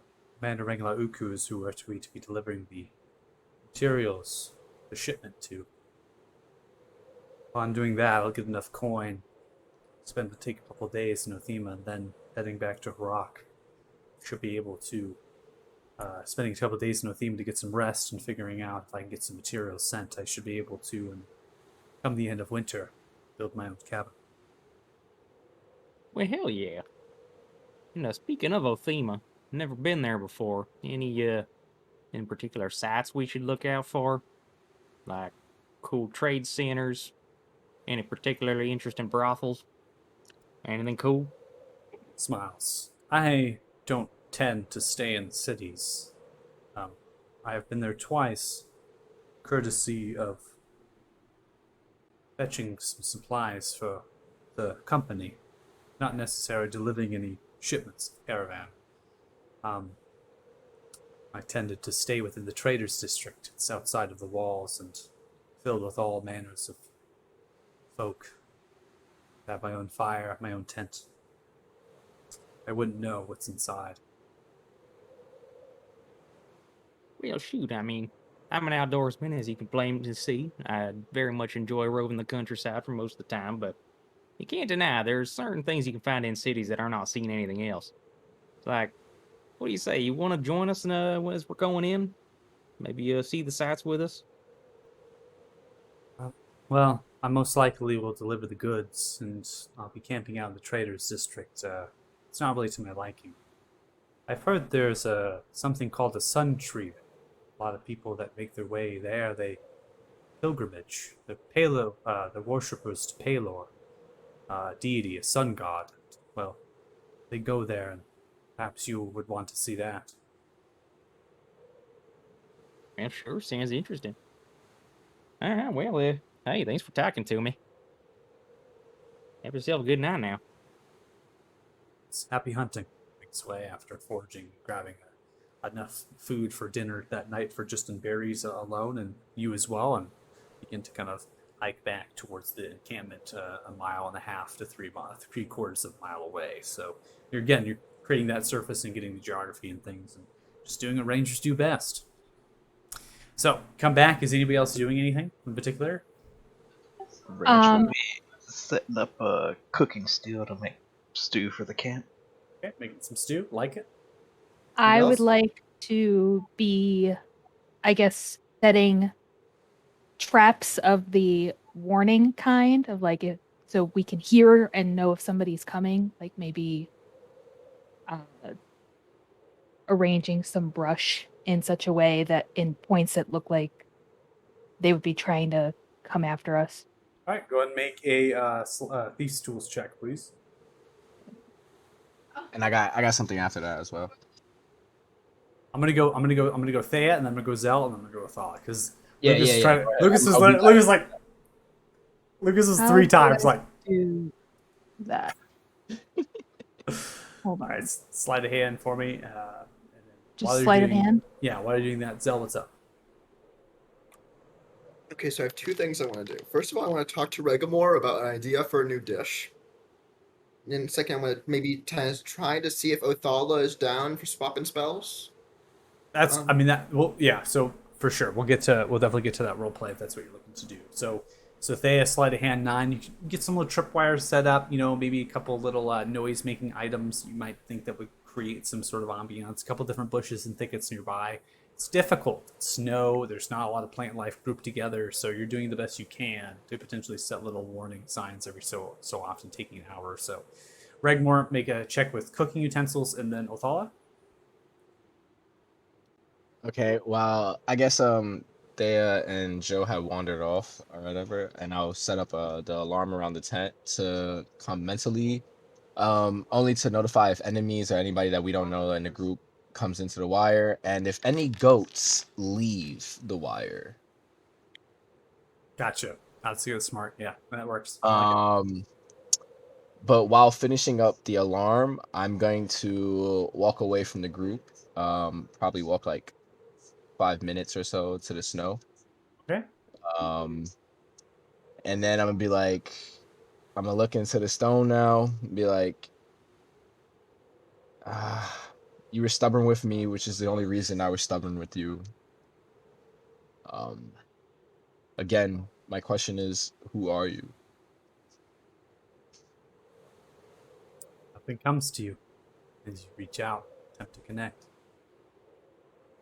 Zell, you approach Regmore. Regmore's cooking a stew. Looks to smell delicious and mixed with different things, I imagine. Okay, so Regamore, what have you thought about? Have you thought about an idea for a drink that you can chew? What? So like a drink with like little chewable parts in it. Maybe at the bottom with like a really big straw that you can like drink and like little chewy parts that come up while you're drinking it. You talking about Trying to get him boba? to invent boba. Yeah. He wants to make boba. hmm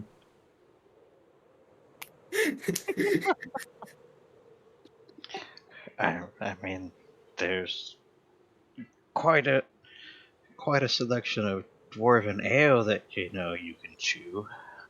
No, but like with little balls. Probably very chewy, maybe some of them that pop with flavor inside,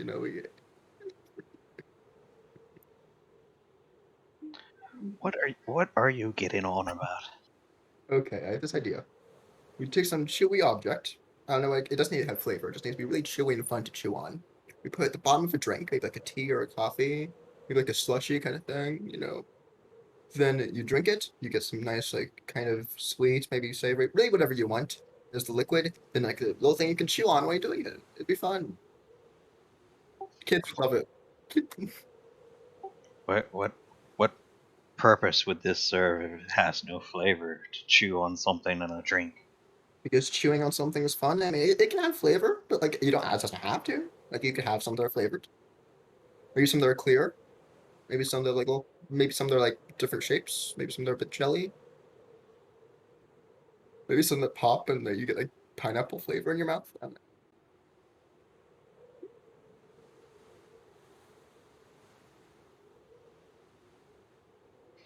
So you want to make a non-flavored, chewable thing to put into a drink? Yeah, I'm thinking teas, coffees, and maybe like some kind of. I mean, we can come up with those stuff. Maybe we could put in alcohol. That's why we can't put in alcohol. We should try that.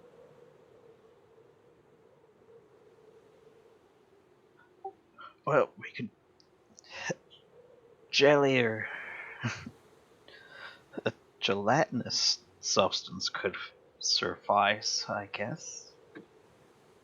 Yeah, but I want it to be like really chewy. Gelatinous, I suppose that could work, but like maybe we should base it off a root. So now you want to put a root into a drink. I know it's gonna be like make it like a starch thing, like the kind of based off of starch. Potato cola. See, potato. That's not a bad idea. Beer. Terrible idea. It's literally what root beer is. Root beer is made from roots, so why can't we make this chewy thing from roots? Not made out of potato though.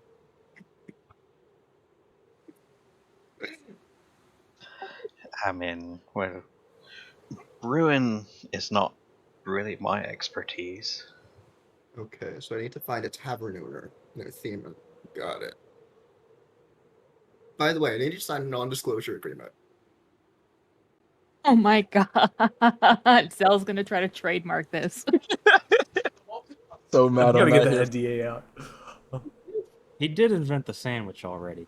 That was a pretty slam dunk idea. I need you to And- sign this right here that I came up with this idea, and you don't get to monetize it without my permission. Just sign. You're cute. Oh, why aren't you signing? Sign. I'm just stuffing it in his face now. And that, kids, is how boba tea was invented. Can you hit him with your warhammer again now? Rich. While Seriously? you both are having this beautiful conversation, Othal, are you doing anything after you have no response after several minutes? I'm just like sitting in the snow, pondering my new ability to not feel it. It's kind of weird. But just looking at the stone, waiting for a response, focusing on it.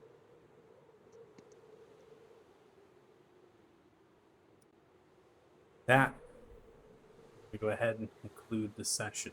So we're going to go ahead and end as we get to a kind of a stopping. Follow you out in the snow, holding on to the snow, the stone, looking towards and focusing upon it. Nothing coming to you. And just as it seems in a way of you being petty, the stone itself is being petty. Who knows? Now understanding the mechanics and inner working here is difficult to tell. Now, coming back to Zell and Reg, the invention of boba tea apparently is in the works. Apparently, there's some sort of NDA being formed here about trademarking and things. But Zell, if you're interested potentially in doing spell work before the night ends, we can come to that at the start of next session. So, is there any questions that you all have? Do ya? What's that? I posted this in chat, but I want to ask you too. Is Kalan a character that you made but never got to play? No. That is a NPC that I made. Most NPCs, so in this campaign, all NPCs that I create generally have 1 to 2 paragraph backstories, and then more depending on the character.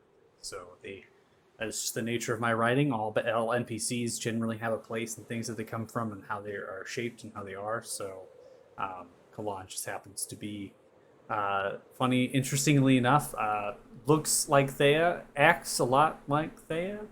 Yep. And just happens to be the way that the character is. So, and then has Nice. a lot of this, their story there. So, Especially the whole character killed at 8 months old thing was like something to play your character.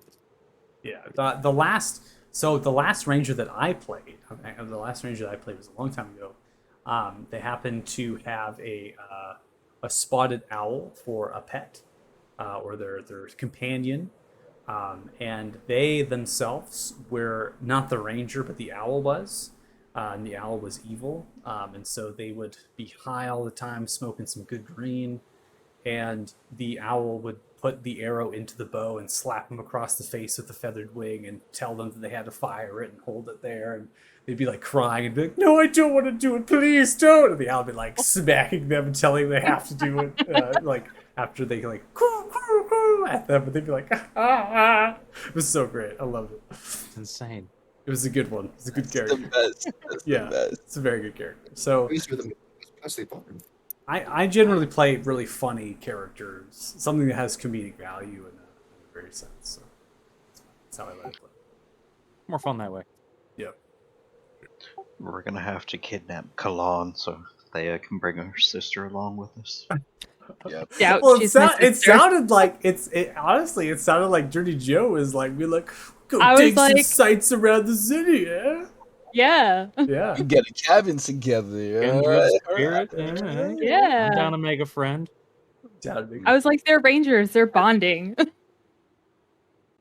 One of them is a lot more talkative than the other. True That's that, yeah. fine. Dirty Joe knows how to have a good time. So yeah, if there isn't more questions, go and calculate some experience for y'all. Hopefully you had fun today. Hopefully it was good. Yeah, You know, we started yeah, a it little was bit later fun. there. So Thanks for the sesh. yeah.